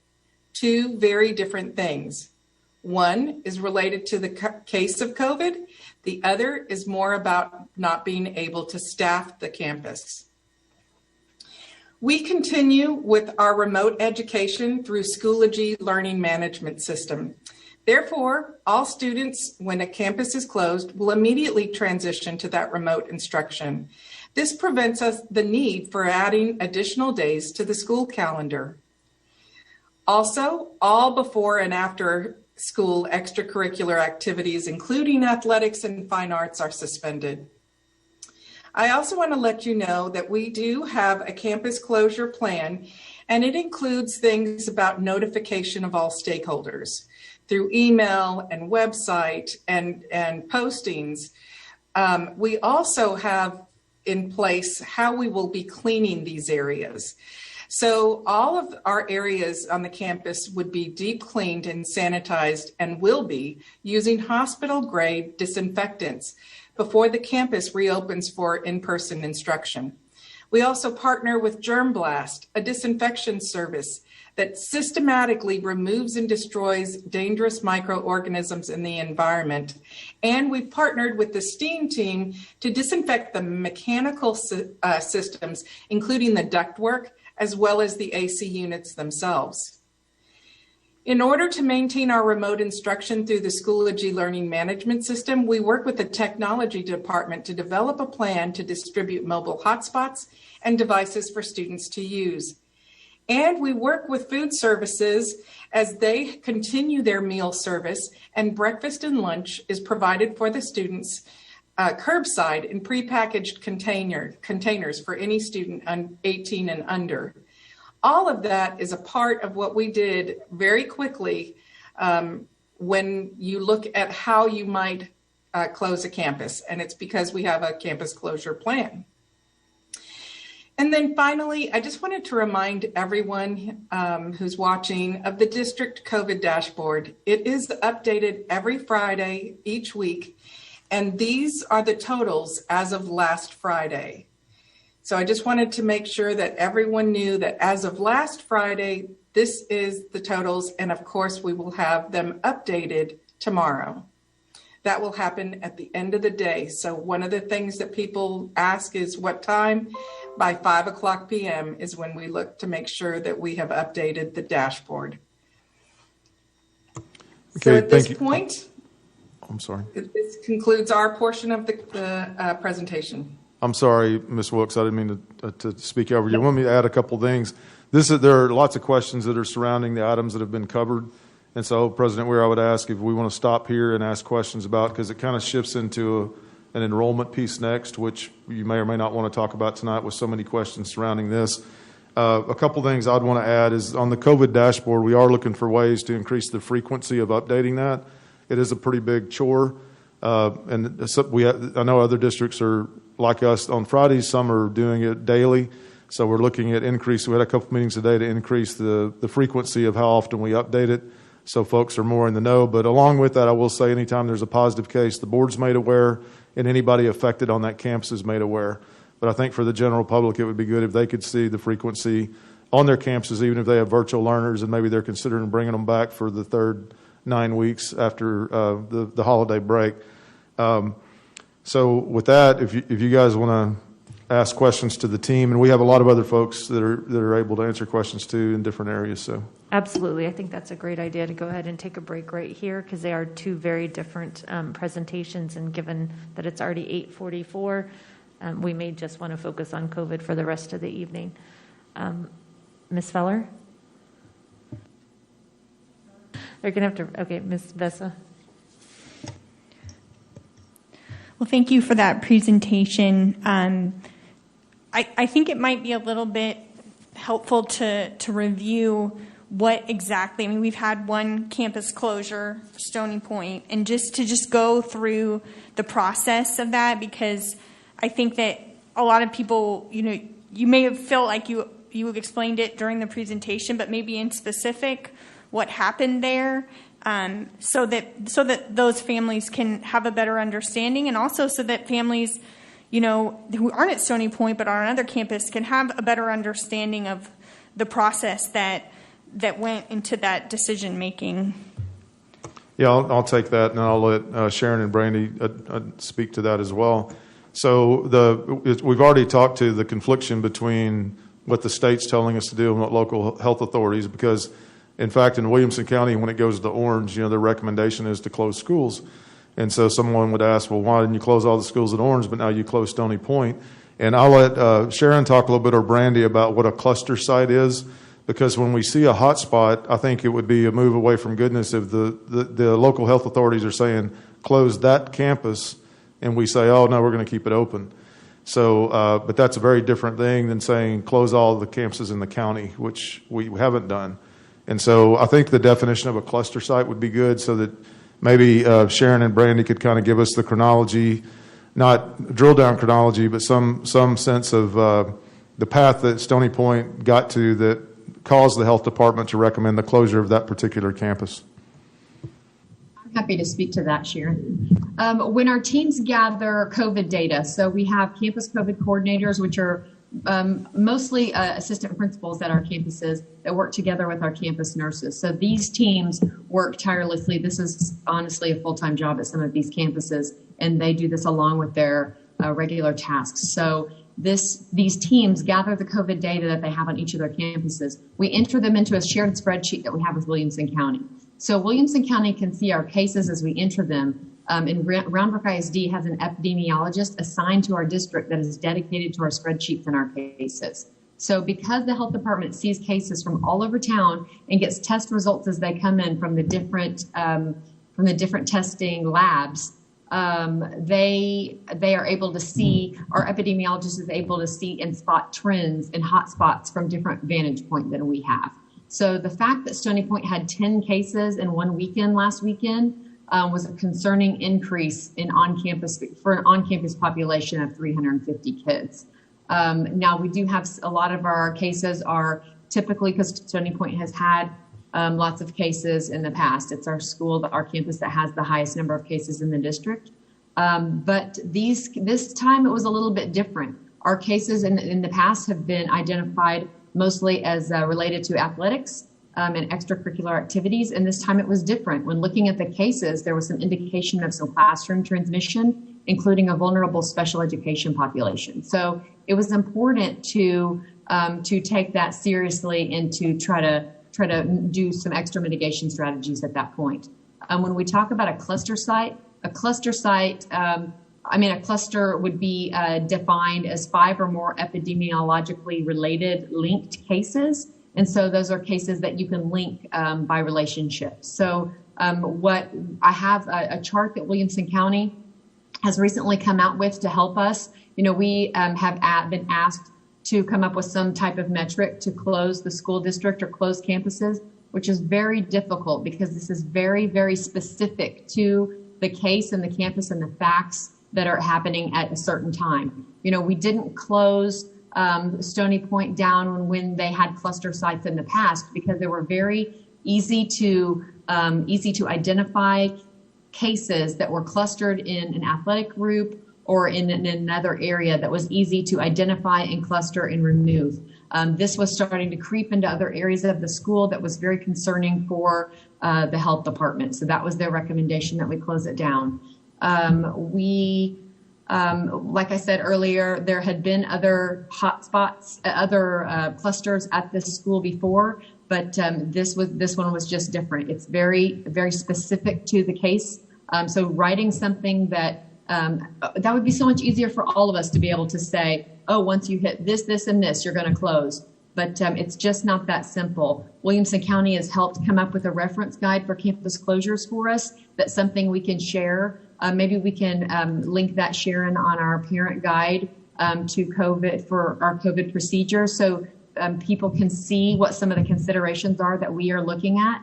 And it really kind of listed out. This is something that we were just issued by Williamson County, and we really appreciate their partnership in putting this out. We're waiting for something comparable from Austin Public Health to come out soon. Sharon, was there anything extra that you wanted to throw in about Stony Point?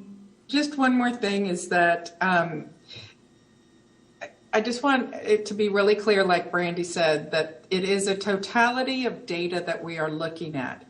It is not just one thing. And so we were on the phone back and forth with Williamson County. And I will tell you that there was a lot of discussion, a lot of them looking at the community. All those questions that I talked about in that slide that has the 4 different questions, all of those things had to be considered before they made the determination. And to be honest with you, the determination or their recommendation didn't come till about 5:30 or 6 o'clock in the evening. So we got on it really fast to move the information out there and communicate as soon as we knew. And that is what we will continue to do, is be very transparent in our communication, because we really do want people to understand it isn't something that you can specifically say, this is the number and that's how we do it. It is all of these things in combination. Yeah, and I would just ask the trustees, because my personal thinking would be, if a health department said to close a particular campus, that we would do that. And so there's been some questions, why did Dr. Flores make that decision? Who made that decision? Those questions. But I would just ask the trustees to make sure we're on the same page. Does everybody agree that if whether it's Travis County or Wilco tells us that you need to close down that campus for these reasons, that we don't question that, but we move forward communicating that? So I'd like to know. Go ahead, Ms. Harrison. Trustee Weir, I don't think my button is working. No. Okay, good. So I don't think you can see when I'm asking the question. I understand that, Dr. Presley. Thank you for that clarification. My question is, how is that tracked for feeder schools? Is that tracked for feeder schools? Because when you have those positive cases and siblings, are they contacted and requested to stay home? Yes, they are, absolutely. We do a case review on all of our students, and when that happens, we take a look at the siblings of the kids. We take a look and also check if they have parents who work for the district. All of that is taken into consideration for close contacts. So it's more the type of cases, not the number. I guess, sorry, Ms. Best, 1 second. I was just kind of curious if we know that one of the health departments is looking at one of our schools, is there any way, rather than waiting till 5:30 or 6 o'clock at night, to start sort of warning people that there is an investigation going on a campus? Because had it been a younger campus, elementary parents couldn't get that notice and get childcare the next day, maybe, with getting notice at 6:30, 7 o'clock at night that your campus may be closing the next day. I think that's a real fair question. I think we can find better ways to forewarn people. I guess probably my biggest advice to families would be to look at the dashboard, and if we can update it more frequently, that will help out there as well. But in some cases, like 10 cases popping up over a weekend, it comes on suddenly. But if you kind of know the situation your campus is in, and there's not really anything prescriptive that, as Brandy said and Sharon as well, you reach this number and here's what we're going to do. It's not that objective really. But I think we can do a better job of trying to figure out some system of reminding parents, even maybe when a school has had a frequency of clusters, or if it's becoming kind of a hot spot, that we send something out to those families and say, just be aware. I don't want to alarm everybody, because then everybody might panic in that, but there's got to be a systematic way we can get better at that. But also I want to remind everybody to look at the dashboard, and that this can creep up very suddenly like it did at Stony Point over the weekend.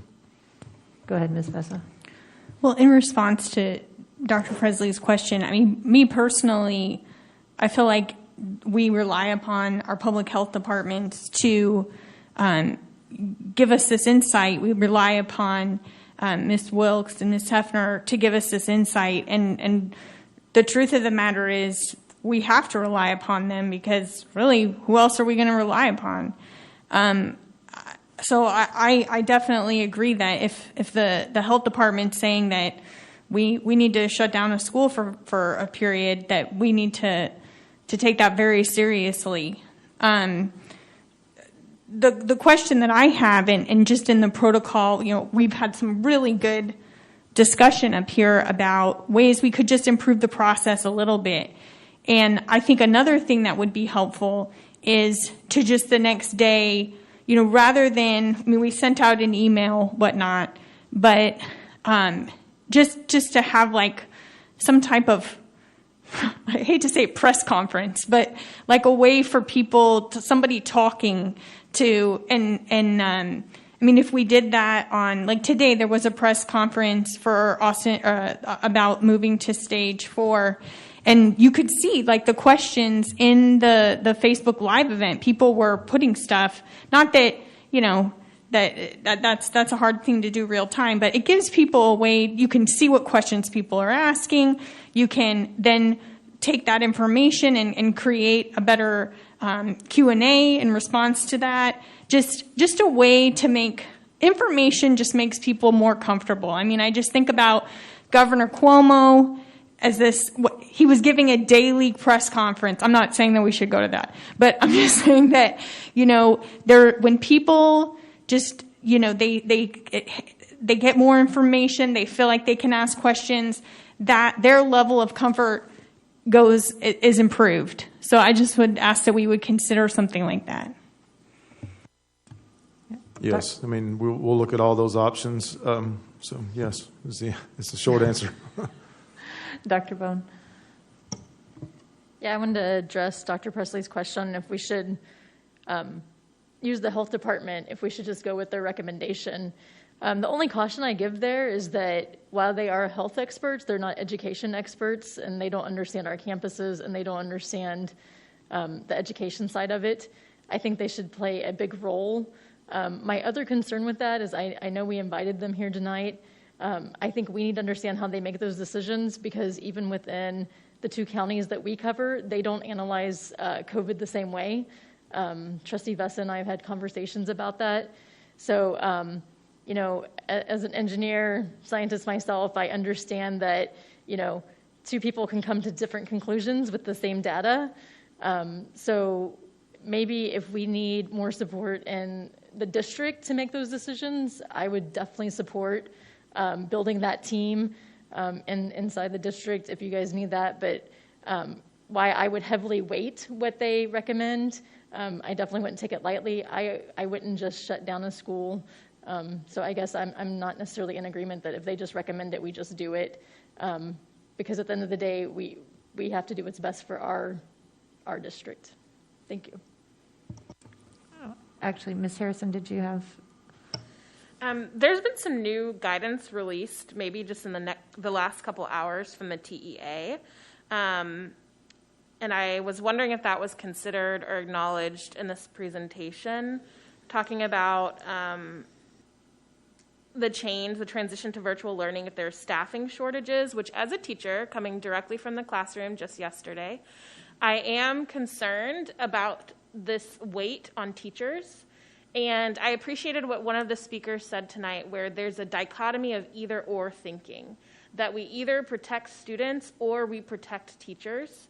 And as we approach these holidays, I'm concerned about the burden on these educators, and I'm concerned about the weight of hybrid. And so I really want to know what we're doing for the teachers and what our plan is when we're having to quarantine whole entire classes. In elementary school, that works really well because the teacher's out, the class is going to be quarantined, right? And so they're all going to learn virtual. In high school, that's challenging because the teacher's out, but that teacher teaches 6 sections, right? And so they have on-campus students, and those on-campus students are then absorbed by another educator, and they're carrying additional weight. So what is the plan to support educators in this? Well, going back to and I'll ask Ms. Estes to weigh in on some of that, but going back to your first, yes, we're aware it happened late this afternoon that TEA did change their guidance, because prior to this afternoon, the school district only had the liberty to close the campus for 5 days, if you offer a virtual platform, and there is no waiver option. You can close the school for 5 days. Today they extended that to 14 days if the catalyst for the closure is not having enough staff. So they're still sticking back to Dr. Bone's statement earlier. If you close a campus because it was a recommendation from a health department, you can still only close it for 5 days. But if you close a campus because if you're short of staff, it can be closed for up to 14 days.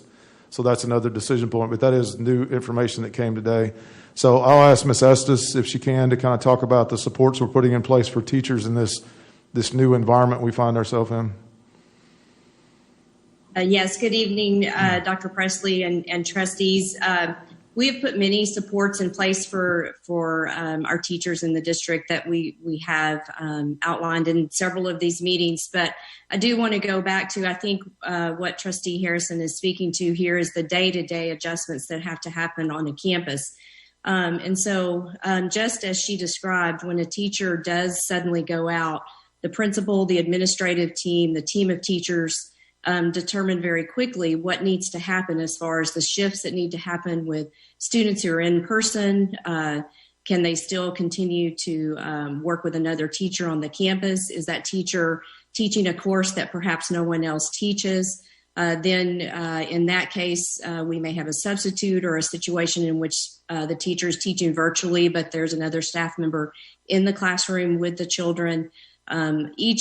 Each situation is very contextual, and how we approach it really depends on so many factors that it's difficult to describe a way that we would adjust for each and every situation.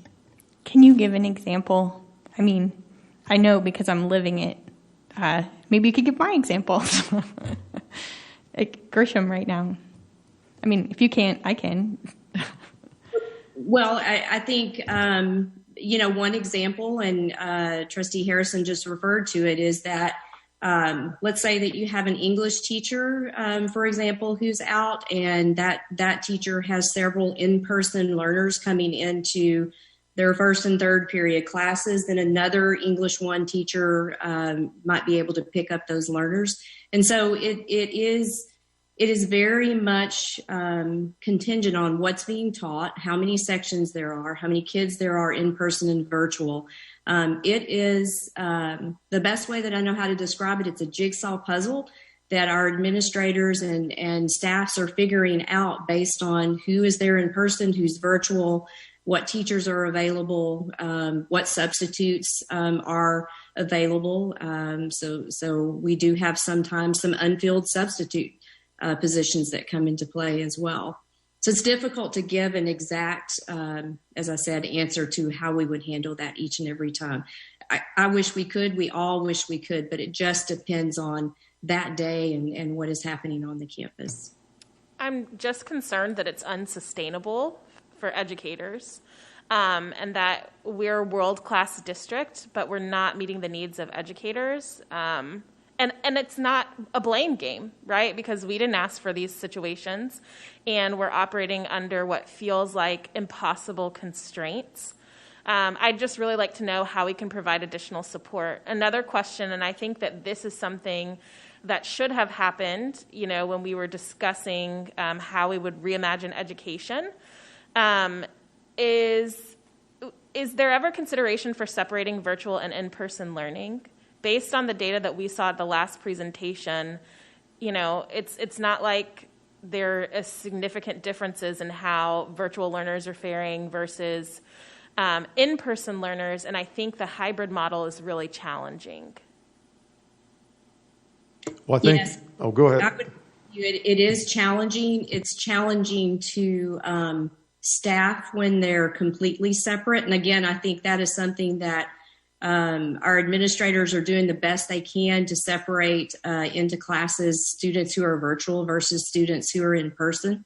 It's more challenging, especially at the secondary, at the high school level. And I know that's something that we discussed with our high school principals early on this year, because it does involve very complex changes to a master schedule that has many, many, many courses occurring on the campus. One thing that has been pushed out, or is being pushed out very quickly, is the interactive flat panels, and that is not a 100% answer, but we have seen in our elementary schools where we have the hybrid classrooms that those are making a big, big difference for instruction. And so Mark Gabehart's team, I know, is working tirelessly to try to get those in place in our secondary campuses. Again, it's not a foolproof answer, but it is something that will help address that situation. Can I ask, I don't know that Mark is on this call, but I had an idea about that that I just wanted to put out there, and then maybe Mark can follow up on it. Because I agree with what Mandy says. I think these interactive flat panels are game changers in making hybrid learning a lot more effective. We've seen that in our elementary campuses, and I think it could have an equally great impact in middle and high school campuses. So my thought was, can we just, I know that right now, the best hope is that they get installed sometime mid-spring, that they're all done. Is there a way to hire help, like subcontract help, to get them installed faster? I know that would require an additional allocation of resources, but if it's a game changer in terms of quality of educational delivery, I think that's something that our board should consider. We are working with our consultant and our contractor to move forward with the purchase of the secondary IFPs. We hope to get these ordered right after Thanksgiving break, and deployment will begin in January. We can work with the contractor and see if we can get them done at a faster pace. I didn't know you were there. Awesome. Thank you, Mark. Thank you. You bet. You're welcome. Ms. Feller? So this kind of goes back to us talking about the quickness of how the communication that, like Stony Point, for example, was closed down. And I'm not exactly sure what my question is, but my concern is how an immediate closure like that is going to affect our Black and brown students and some of our more disadvantaged campuses more greatly than some of our wealthier campuses. And while some of those families may not want their kids to be at home, they do have the option of being staying-at-home parents and now educators, whereas some of our other campuses don't. Those parents don't have that ability, and them missing their work could mean missing money to pay a bill. And so I'm not sure exactly my question, but it seems like there's definitely an equity issue on how some of these campuses will be affected on closures and things like that. Yeah, our best hope is that we don't have a lot of campus closures, but I understand exactly your question. We are concerned about students and beyond the demographic profile, just any student with a learning gap or students with special needs. So I don't really have a solution tonight to tell you how we would address that, because it's not like if Stony Point closes, you could take kids from Stony Point to another high school the next day because they're not set up. I guess the only good thing that, the vast majority of our kids have experienced virtual learning at home, and that doesn't remedy their situation if nobody's there to watch them or to help them or whatever. But everybody's kind of had a trial run on what it's like to learn from home at the beginning of the year and even last spring. So I don't know what a good solution is to that. It's a good question. If there was some way we could lift up kids who struggle the most in light of their campus being closed. But unless somebody else on the call has a solution that I'm not aware of, but it's something we can definitely continue to look at. I also just wanted to piggyback on this too, is that we closed for 5 consecutive days, but it's really a 14-day quarantine that we were looking at for Stony Point, but it might not be that case for other campus closures. It might be that it's 1 day for campus cleaning. So again, it depends on the reason for the closure as to the amount of days. So I just wanted to put that out there, that it might not, even if we closed a campus, it might only be for 1, maybe 2 days, depending on the reason. Ms. Weston? So I'd like to get some clarification here on something that Trustee Bone asked. Were the Travis County and Williamson County health authorities who made the recommendation to our school district to close one of our 5 comprehensive high schools invited to this meeting tonight? Yes, they were both invited and declined the invitation. All their information they have available, and Sharon, help me out if I'm not inaccurate here, but when they emailed back and we talked to them as well, all the information they could provide is provided on their websites. And so I don't know, Sharon, if you want to add any more to that. You had the direct correspondence. Correct. That's correct. They declined the invitation. And Austin Public Health also mentioned that Williamson County has we have more campuses in Williamson County. Williamson County mentioned that all their information is on their website. And of course, they're very busy as well, working this with not just our school district, but of course other school districts as And well. I would add, I don't want to criticize them because they've been amazing partners through this whole pandemic, and without them on a daily basis, we couldn't make the decisions and the adjustments that we're making. So I don't want that to sound as a criticism at all for them not saying like we can't come tonight. And then you also have to think about all the school districts in Central Texas and how many other school district board meetings might they have to attend.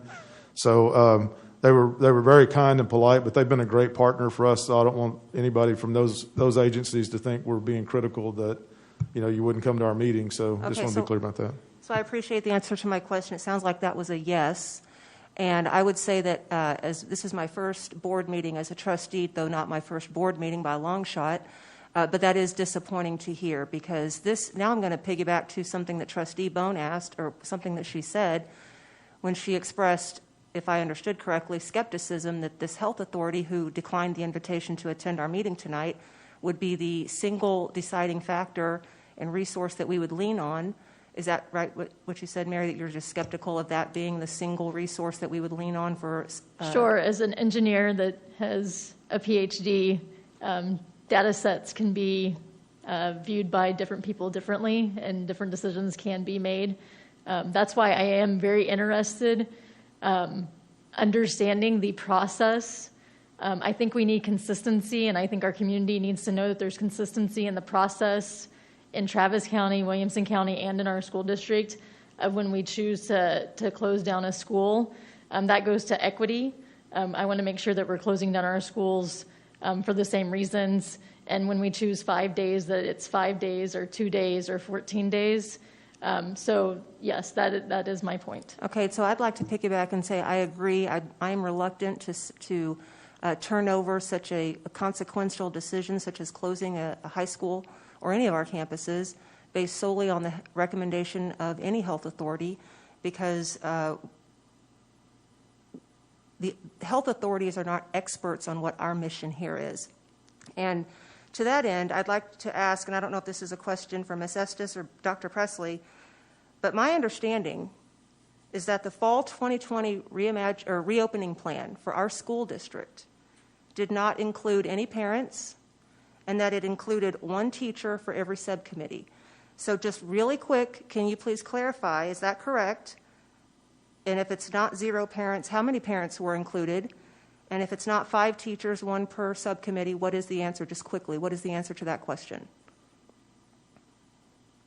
I really don't. I couldn't tell you right now the composition of that committee. There was so much work done on the front end of this. I don't know if Ms. Estes has any more information about that, but I couldn't tell you right now the composition. I can find it out and get it to you. Yeah, I believe it was more than 1 teacher per committee. I'd have to get the composition of those committees that were formed. I can tell you that what was used to drive those committees was a very large survey that was put out by the district in May, and the feedback on that survey. Do you know if any parents were included in the fall 2020 reopening plan for Round Rock ISD? I do not know that there were parents involved that were not also staff members. It was educators and experts within the district that were on those teams. Thank you for the answer to that question. So I've been watching these public comments since March, well, probably April, on this topic when people started coming to the microphone. And what I'm hearing as the theme is a frustration because many people, many parents in our community feel that they've not been heard. And I think that oftentimes whenever there's frustration, people just want to be heard. They want to know that their perspective, their concerns, their struggles, have been considered. And so what I would ask going forward is that not only the health authorities' perspective be considered with such a draconian decision as closing one of our campuses, but that the voices of parents from our community are incorporated in a meaningful way. We've got 4 new trustees sitting on the dais tonight who will soon be selecting a new superintendent. And I would like to approach this with fresh eyes and an open heart and reaching out to our community and inviting them back to have a seat at the table as we make these important decisions. So I think that parents need to be brought back, teachers need to be included in a meaningful way when consequential decisions such as closing a campus are considered. That would be my ask as we go forward. Thank you. Well, Dr. Bone.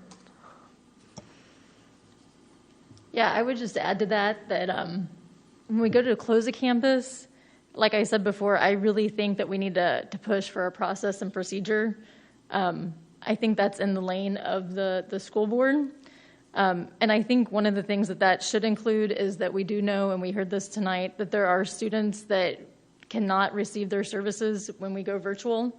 And I would like to see that taken into account in those process and procedures when we go to, if we have to close the school, or if we have to, even if we have to reduce students on the campus, whatever has to happen. I guess that's why I'm really pushing for process and procedure, so we can really see what that means, what's going to happen, when certain numbers happen, and we can also talk about how we will pull in the health authorities. Ms. Vesa, and then Dr. Zhao. I think I share the sentiment that I definitely want to bring parent and teacher voice into the conversation. And I've thought really long and hard about the best way to do that. And I think that for me personally, I think the best way to do that is to have more two-way communication. And I don't know that necessarily limiting it to a couple parents or a few parents on a committee is really the best way, because there's so many viewpoints in the community. Who would you pick? So it's better to just open it up into more two-way communication so that both parents and teachers can be brought to the table, but it's not limited. It's everyone. It's whoever would like to bring input. But I think, when I'm not saying that we haven't done that, because we have done surveys and things like that. But it's a little bit different when you have two-way communication, because two-way communication is more of a dialogue. And I think that people can ask questions, the staff can ask questions of the parents and the teachers teachers and parents can ask questions of the staff. And I think people feel more heard than just, I think that surveys are great because you can get large quantities of people, and that definitely has a purpose, and I think it's very valuable information. But it's one piece of the puzzle, and another piece of the puzzle is two-way communication. So my personal feeling on the matter is that more two-way communication is what needs to be added to make parents and teachers feel more heard. Maybe not necessarily a committee, because I don't want to limit the voice. I want it to be, a lot of people to be able to give their input. Dr. Zhao. So I just want to echo the other trustees' comments regarding bring teachers and bring parents into the discussion, let their voices heard, whether it's in a committee or in another form of communication.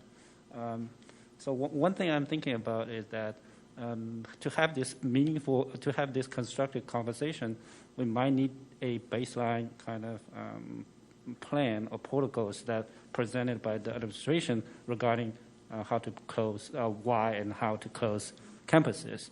So I think we have a plan. We have some plan like reopening the school, but we don't have a kind of protocol, a flow chart, or decision tree to how to close a campus, when and how. Right. So if we have some kind of document present to the community, then the community can get feedback, right? To look at they actually can get a better understanding why we close a campus, right? It's because not just because of the numbers, but because the type of cases happening on the campus.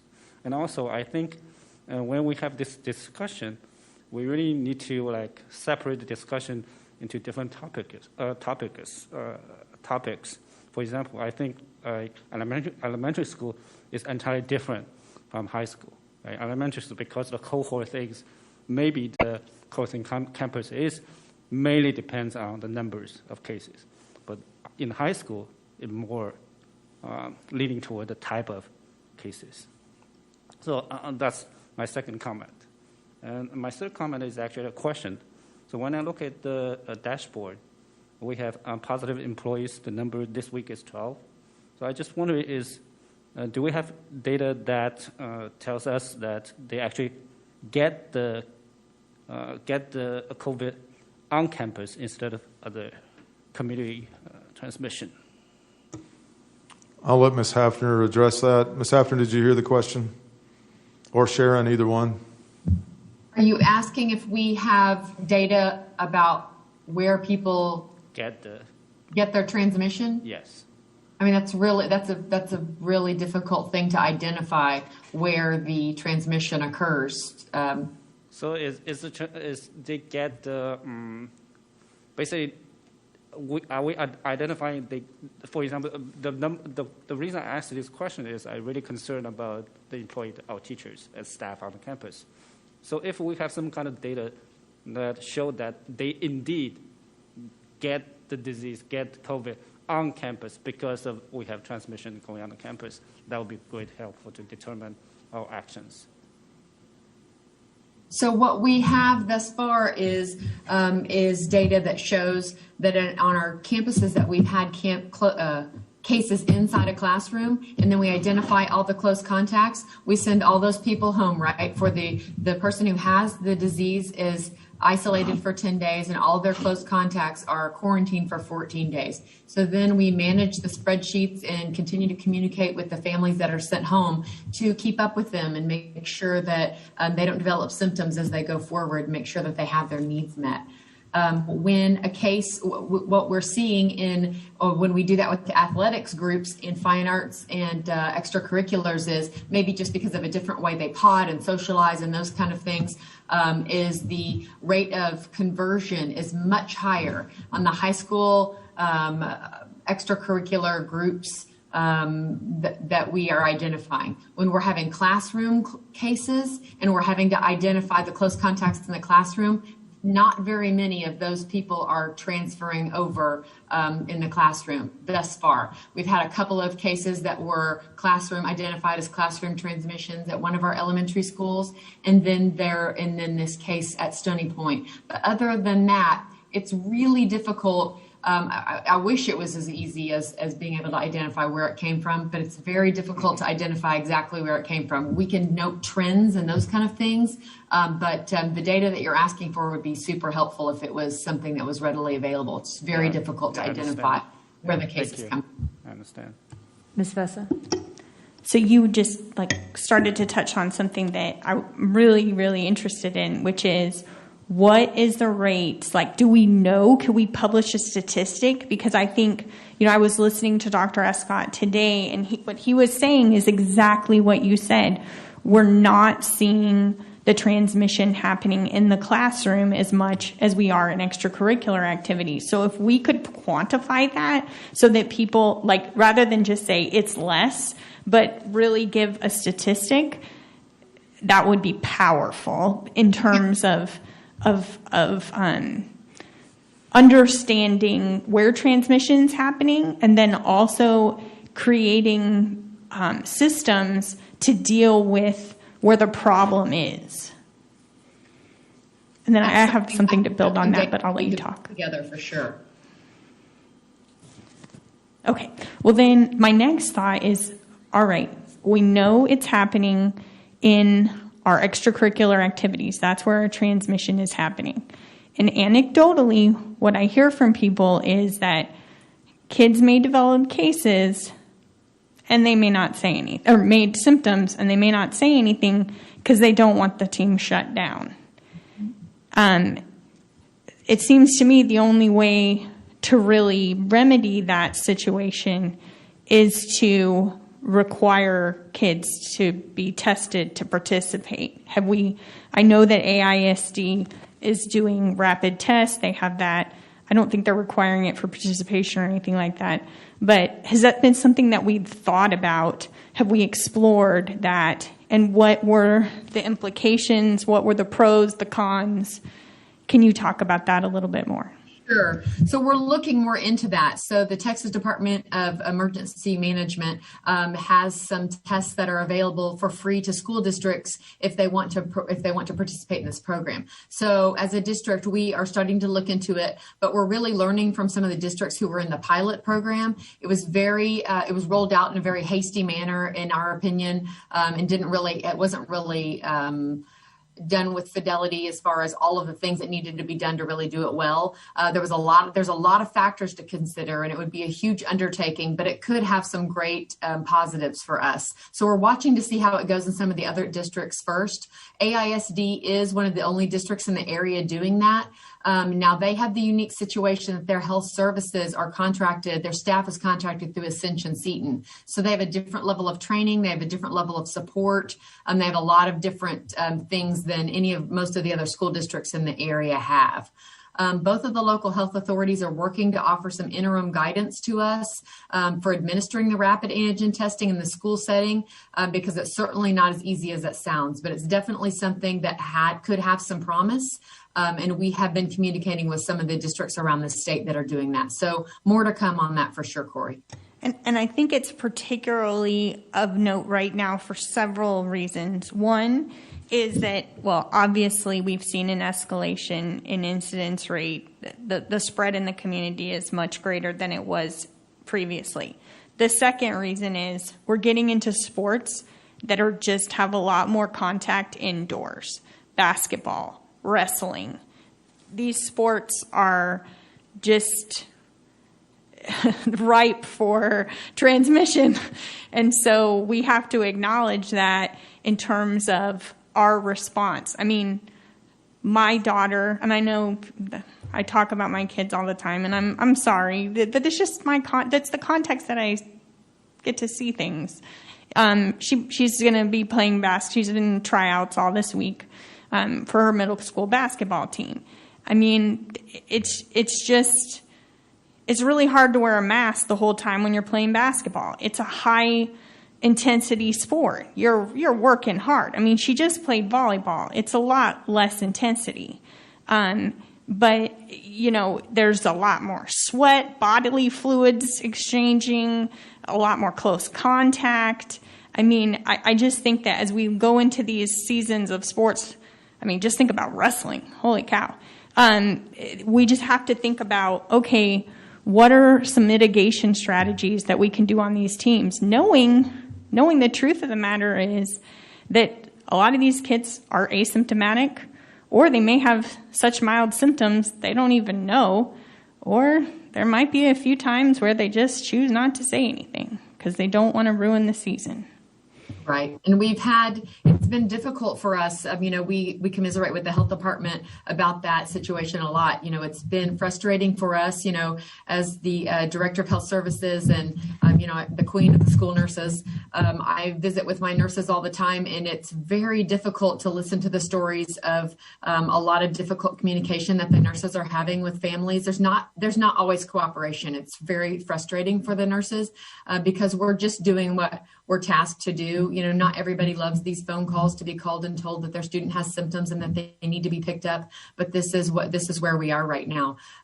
It would be, I see what you're saying as far as the testing goes. There is some sensitivity issues as far as some of those tests go. And remember, that's a moment in time test. So when you're taking that test, that doesn't mean that you're good to go for a good period of time. When you commit to doing those kind of tests, then it would have to be very systematic as far as how often those tests are done.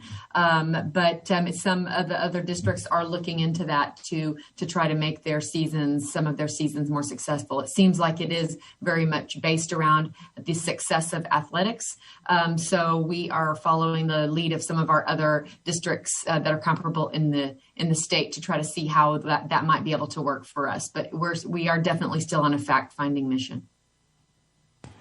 All right, Ms. Weston, and then Dr. Bone, and then... This one was piggybacking just right off this topic. Could you talk about the confidentiality of requiring testing and things like that, just along this same line here? And like parent consent and things like that?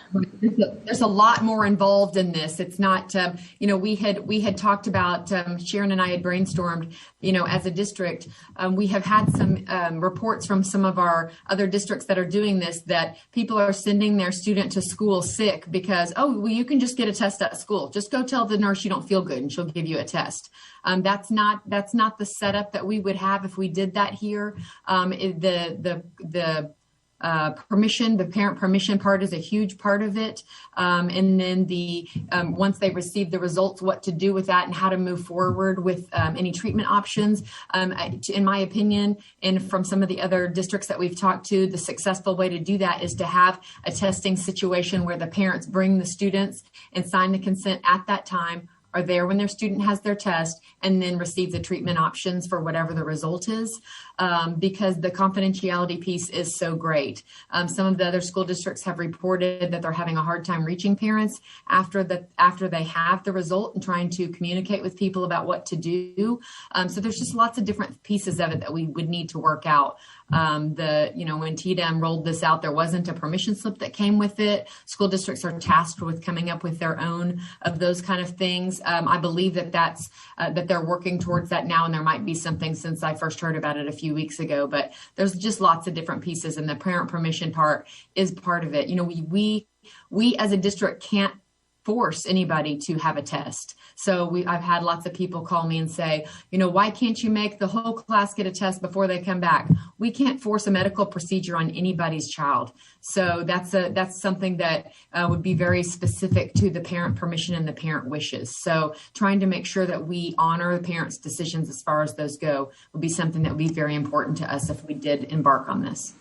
So in the same lines of that, are you saying that you can't require them to be tested to participate in extracurricular activities? I'm not sure how that goes. That would be something I think we'd have to discuss with our legal department. I don't want to overspeak as far as that goes, but I do know that we can't require kids to test before they come back to school. As far as participation in sports, since that's not required for school, since that's a voluntary activity, I'm not really sure. I don't want to speak. We can get information about that for you, though, Trustee Feller. I don't know.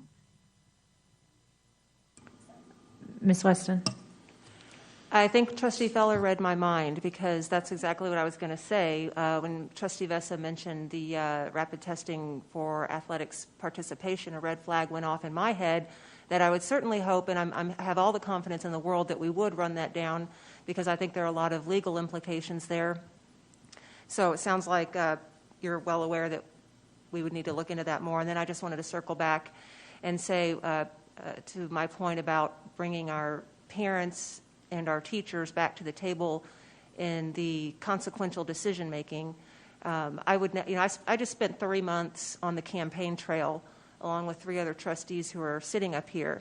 So I wouldn't presuppose to tell our school district how they need to engage parents and teachers in a more meaningful way in these consequential decisions, because I believe that we have a lot of fantastic human capital already on board and working for our school district. And I believe that when we start to let them know that we're going to make a good faith effort to bring them to the table and welcome them in the decision-making process, I think we have a lot of people on board who already have great ideas, because when I was at the polls during early voting, they wanted to share all those ideas with me. So I'm not going to say that it should be two-way or a committee or what, because I know we have people on board who are eager to offer their ideas on that. Thank you. Dr. Bone? Sure. So I'm changing the context a little bit, but I wanted to go back to the close contacts. This is other than sports, where we've had positive cases. Do we know how we're doing with safety protocol? Have we looked at the close contacts, and are we doing good with our safety protocols? Or, this kind of goes in with transmission rate, but have we done that analysis? So yes, we have. Anytime that we have these cases, first of all, I want you all to know that we meet regularly with our COVID contacts. Every week, we meet with our COVID contacts and our campus nurses, who have had lots of training on the kinds of mitigating strategies like social distancing, wearing masks, of course, doing as much as we can. We even now have desk shields for our younger kids. So we've done a lot to try to mitigate and prevent the spread. In these meetings, when we talk with them, it's reiterated over and over. But there are times where staff members and some of our staff members have taken other staff members out. And what I mean by that is that they might be eating lunch together and they know that they're not supposed to, and yet we can't have people walking down and checking every room to see that they are not together. But we have strongly told all of our folks that we need them to stay apart from each other, because what happens is you have one teacher who takes out other teachers because they are in close contact. And the same is true with kids. I will tell you that we have amazing staff members who have worked really hard at maintaining social distance. And honestly, I'm always impressed by how close contacts, how few some of our close contacts are. We have elementary kindergarten teachers who have 0 close contacts because they are doing their very best to stay apart and to remain 6 feet of distance between them and the students. So I'll tell you, we really have spent a lot of time going through this. And honestly, there are some cases that where they have not maintained that close contact or not maintained that social distance. But for the most part, our teachers are really doing a great job of trying to maintain that social distance. And our kids too, for that matter, our kids are wearing masks daily. And you know, in the past, you know, in the summer, I bet some of you would have thought, really? Our kids are going to wear a mask every day, our little ones? They do, and they do it well, and they do it willingly. So we have very, very few non-compliance. It's been really a treat to see in this district how much our kids and our staff are doing. It is such a delicate balance, though. I mean, Sharon's talking about, you know, staff members, accidentally taking each other out, having a meal together, or those kind of things. I mean, you think about what Trustee Harrison was saying earlier about how much stress is on the employees at this time and the teachers right now. We're constantly telling them, Sharon and I feel like a broken record. We're always telling people, talking about the social distancing and the mitigation strategies. But really, the reality is so many of these teachers, they're just clinging to something. They're trying to have some normalcy. They're trying to have some time with their colleagues. I mean, it's a very delicate balance here, trying to make sure that, you know, we don't want to appear as the COVID police all the time, but we do try to learn from our mistakes when we see something that's happened at another campus that has turned out to have an increased number of close contacts. We share that in our weekly COVID contact meetings so other people can learn from that. But it's really hard because we don't want to treat our teachers and our staff like they're doing something wrong all the time. So it's a very delicate balance, and we just want to honor the professionalism of these staff members who might end up taking out a couple of people with them. You know, the goal is not to of course the goal is to have no close contacts, but some of these teachers are working really closely hand over hand with some of our youngest students. I mean, there's some of these situations that can't be avoided, and they're doing their very best to operate under very difficult circumstances. So, you know, Sharon and I just really want to send out our heartfelt thanks to all the staff that is really doing their very best to make a very difficult situation more palatable for the kids. Because when you go on the campuses, the kids, they're just trucking along. It's going so well when you go to the campuses. So we're just really thankful for the team that we're working with. I just want to add that that's our top priority too: staff, teacher, student safety. So glad to hear. Thank you. Dr. Zhao and then Ms. Harrison. Yeah, I just want to echo that. Now the kids are much more responsible than adults. And it's unfortunate that like staff and student, people working on the campus have to take the burden of those people go to the bars and go to partying. Okay, that's the consequence. The reason we have so low transmission on campus is because our kids and our staff and teachers are doing such a great job. Right? I have a question regarding the closure, 2 scenarios. The first scenario is the health department recommendation that we have to close the school campus. But I have a question regarding the second one. Due to lack of staff,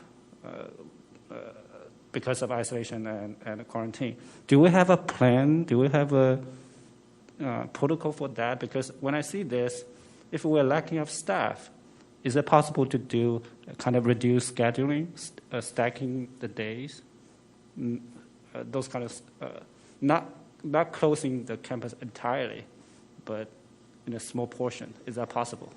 Absolutely. And I absolutely would say that 100% we are for, as much as possible, closing only a portion, like if we could close even like a portion of the campus if we needed to, or if we had like staff members and we had to look at adjusting schedules.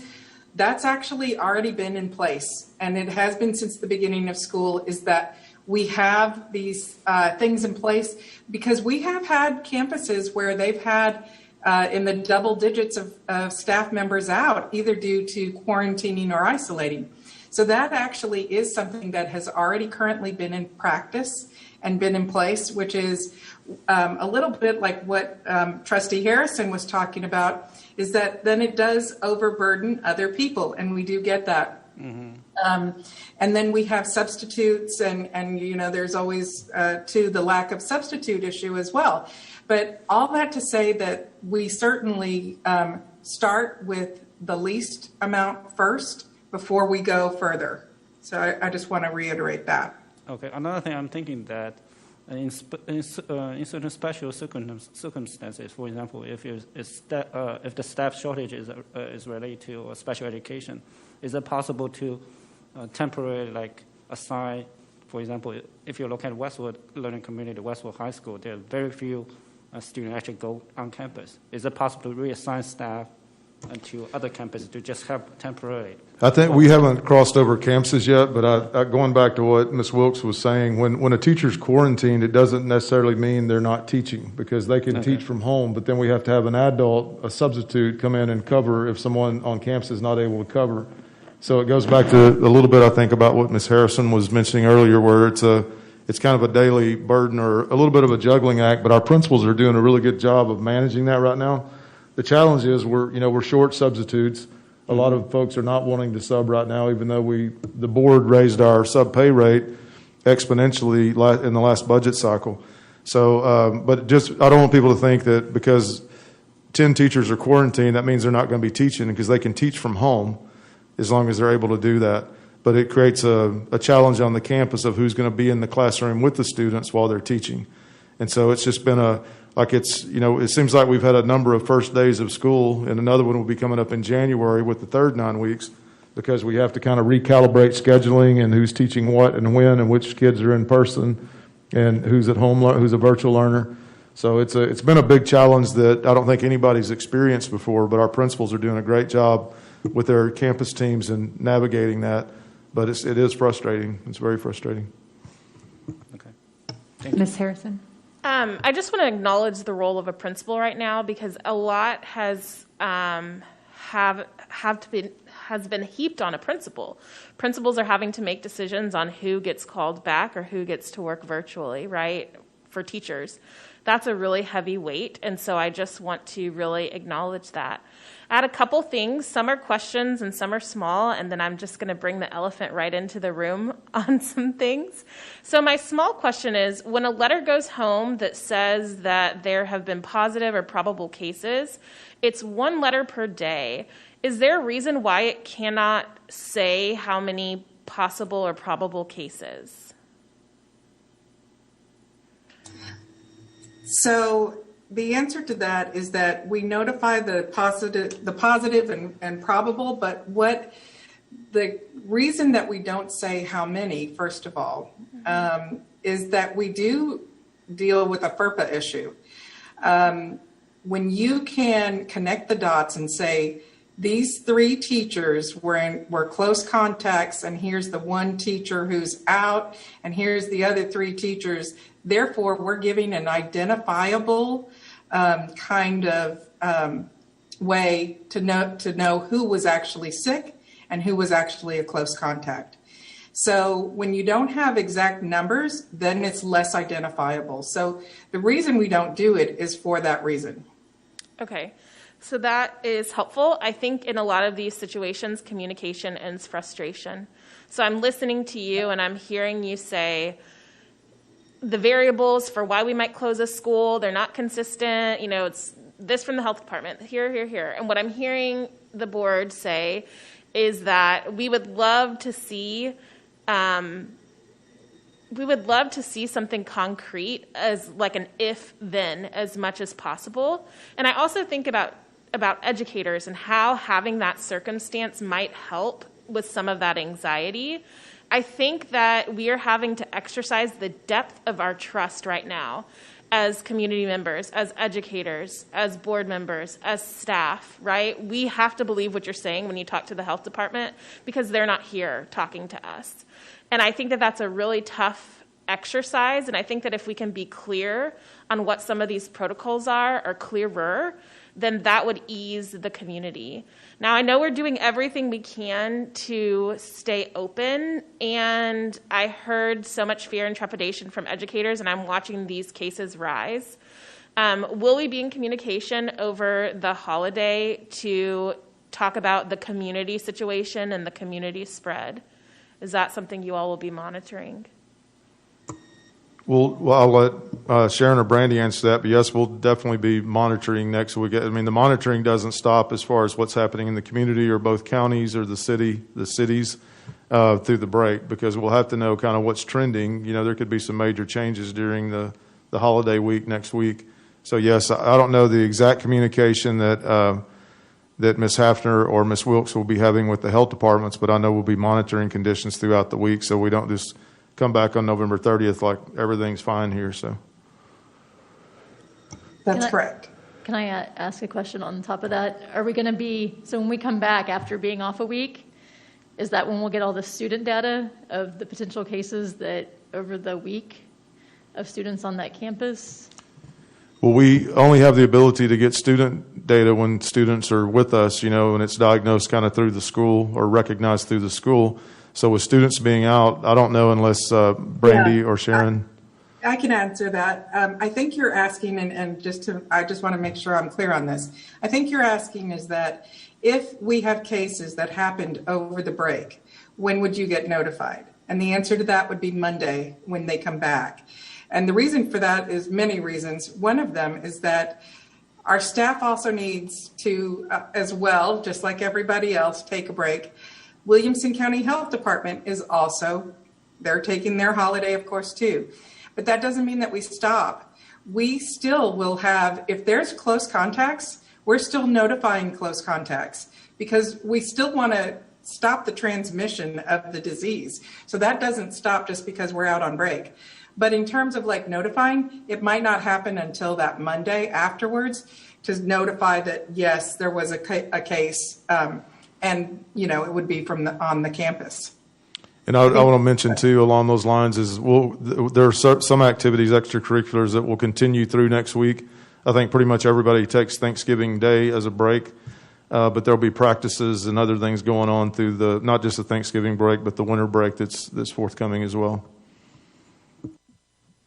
For those high school groups that are having athletic events over the Thanksgiving week, we have staff that is on call. The trainers have graciously offered to help do the case reviews and the calling and the notifications for the athletes that would be affected over the break. What we have in place for the rest of the school district is the teams are on call to make phone calls and notifications on Saturday and Sunday because that would be in line with the 48 hours related to the school, the Thursday and Friday transmission that could have happened during the school day. But what happens the rest of that week most people will be monitoring their email a little bit, but we really are trying to take a break. I can say that Sharon and I work, 12 to 14 hours every single day, 7 days a week, and it's time for a break. The health department is working every day except Thanksgiving, and so they will be on call for extra help, and we can communicate with them, but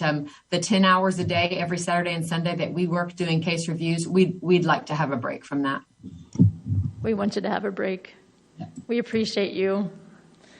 Is there any way, Dr. Presley, to maybe remind our families on Sunday before we come back, just a robocall or a standard email that you could even set up now just to remind everybody that if you are not feeling well, just to be extra careful and not just come back on Monday if there's any sort of concern coming out of your family? Yeah, I'm sure we can do that. I know Ms. Caputo's on the call. I don't know if she wants to add anything to that, but a communication late in the week or the weekend prior to the return would probably be a good idea. We can definitely do that, and we can also utilize our phone and email system. We do have something going out tomorrow that's a reminder. We'll be sharing some health tips from Austin Public Health. Brandy worked with my team to put that together. So we are going to be reminding them tomorrow, gently reminding them of how to be responsible this holiday break. And then we can also certainly give them that reminder if there are any symptoms or if, any other reasons that they should potentially stay home to please do so.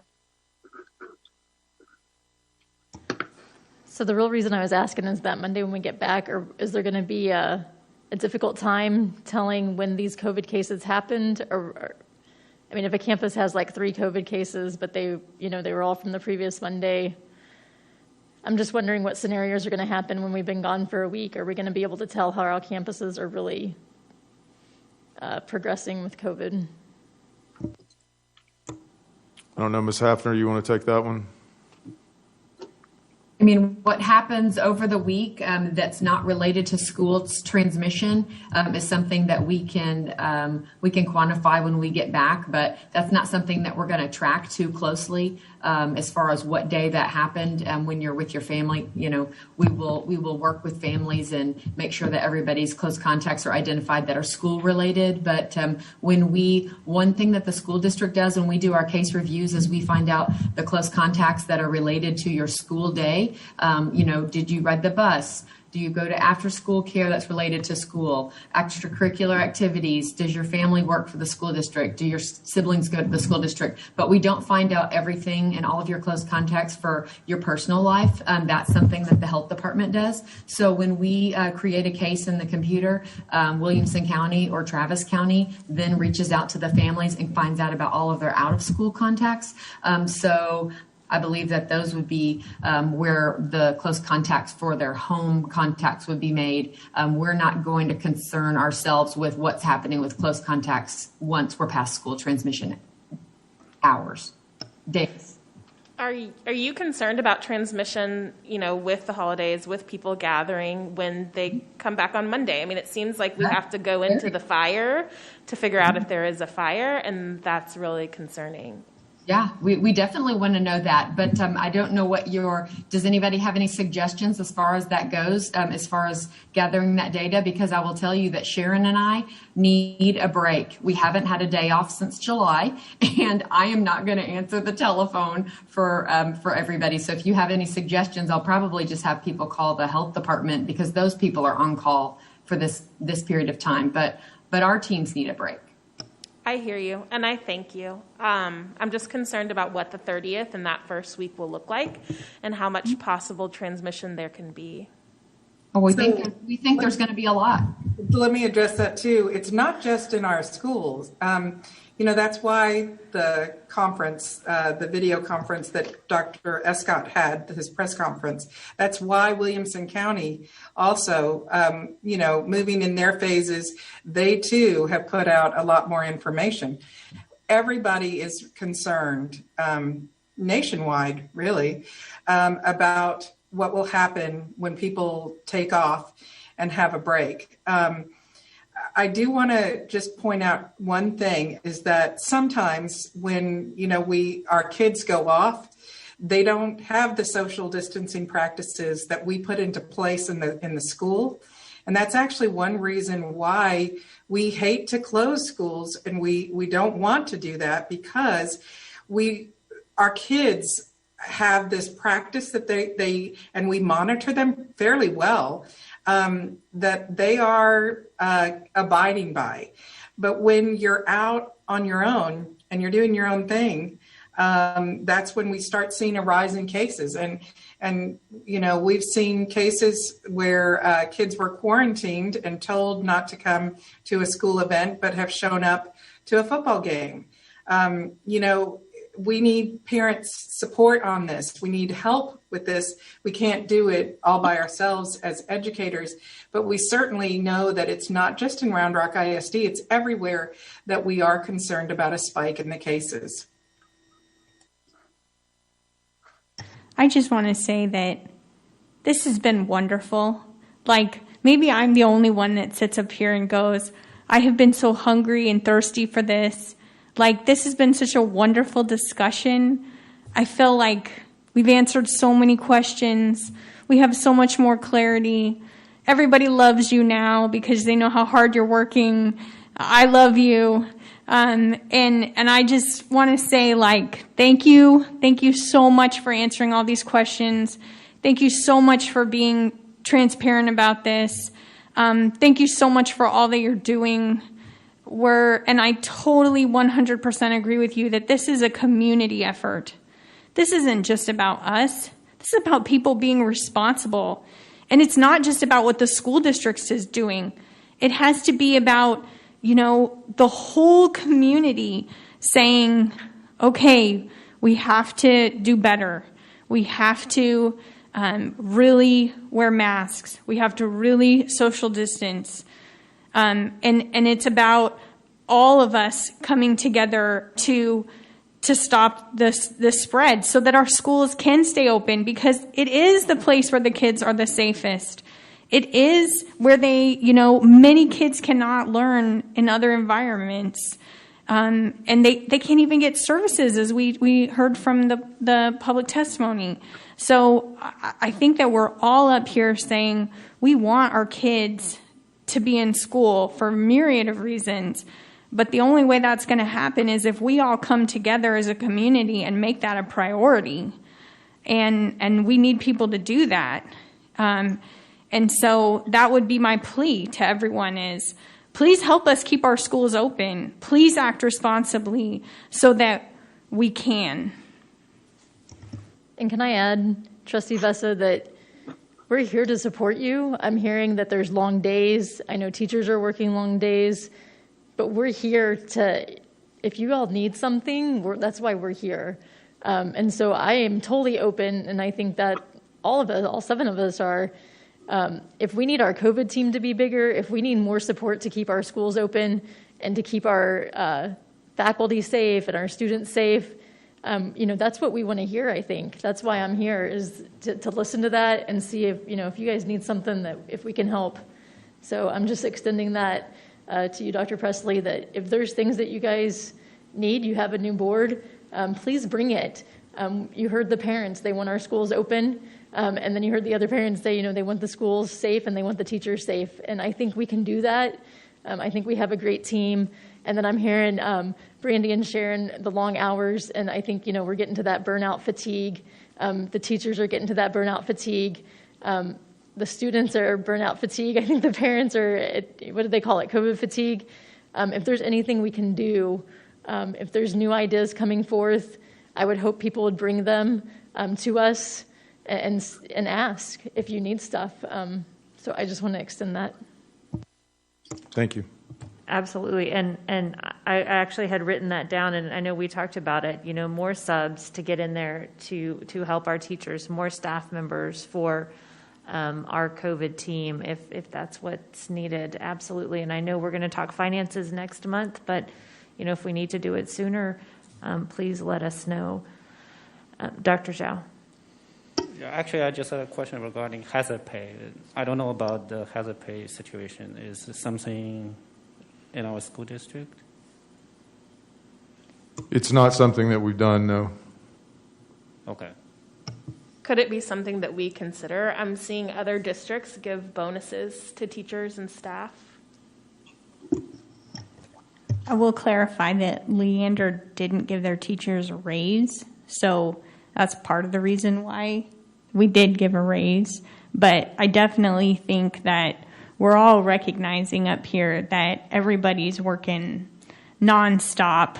And as we go into our discussion next month about our financials, it is definitely something that we need to consider on several levels, whether that be, like what Leander did was they gave a stipend to cover costs that maybe teachers purchased cameras or whatever so that they could better facilitate virtual learning, or they did something like that. But we can look at what other districts are doing, and we can look at what our financial situation is. I think that there's definitely, I feel a value on this board of saying, going back to our staff and saying thank you for going above, beyond 1 mile, 2 miles, 3 miles beyond what we all see it. I hear it from the parents all the time. The teachers have been amazing. The principals have been amazing. We're all so grateful for all that you're doing. And I think we should really, as we talk next month about financials, see what's possible. I'll visit with Dr. Oddix about that. So, I love that. I just want to say thank you for that. One thing to note is that when teachers get raises, traditionally insurance premiums raise too. So we really need to make sure we're valuing teachers. We covered that last year. We paid for it, I recall. We'll start the bigger budget discussion in January. My favorite time of year. I don't actually see any more lights. Did anybody else have any questions on this topic? All right. Can I just make a statement? Mm-hmm. Absolutely, Dr. So it kind of goes back and it wraps up what many of us said. I know everybody's working a ton, and for my job, I have to document a lot. I know it takes a lot of time, and when you're in the fire, it's hard to document. But, I think we're going on, 4.5 hours here. I think if we can start getting documentation of some of these processes that you all are actually already doing, people just aren't aware of it. It may make these shorter because we won't have as many questions. When schools close down, people won't have as many questions. So I would just encourage as much as we can get, just so we don't have to spend this time here.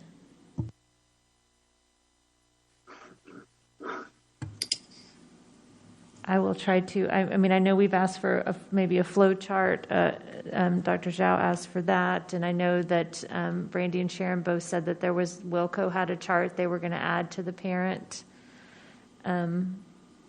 page on the website as our start. And then I saw you were taking notes, Dr. Presley. Yeah, I've got a ton of notes. Okay. So. And we don't normally have a board update for those of you that are new. Usually every Friday we get something, but when we have a meeting, we don't. But we're off for a week, so I don't know when that will happen, Dr. Presley. Yeah, I don't think there's one in the works for tomorrow, but if there's any critical information we feel like we need to send, we can send that out tomorrow. Thank you. Since it's already 10:03, if it's all right with the rest of the board, we will not do the enrollment data at this point. And there is nothing on for discussion items, so we have action items for consideration by consent. Ms. Feller. I move to approve items L1 through L7 by consent.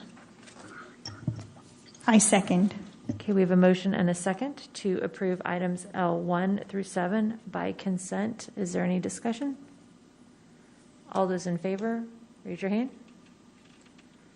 All right, motion passes 7-0. We do not have any action items. For board announcements and requests for future agenda items, we will need to schedule a meeting on November 30th, the Monday when we come back. We do have, Dr. Presley has class size waiver.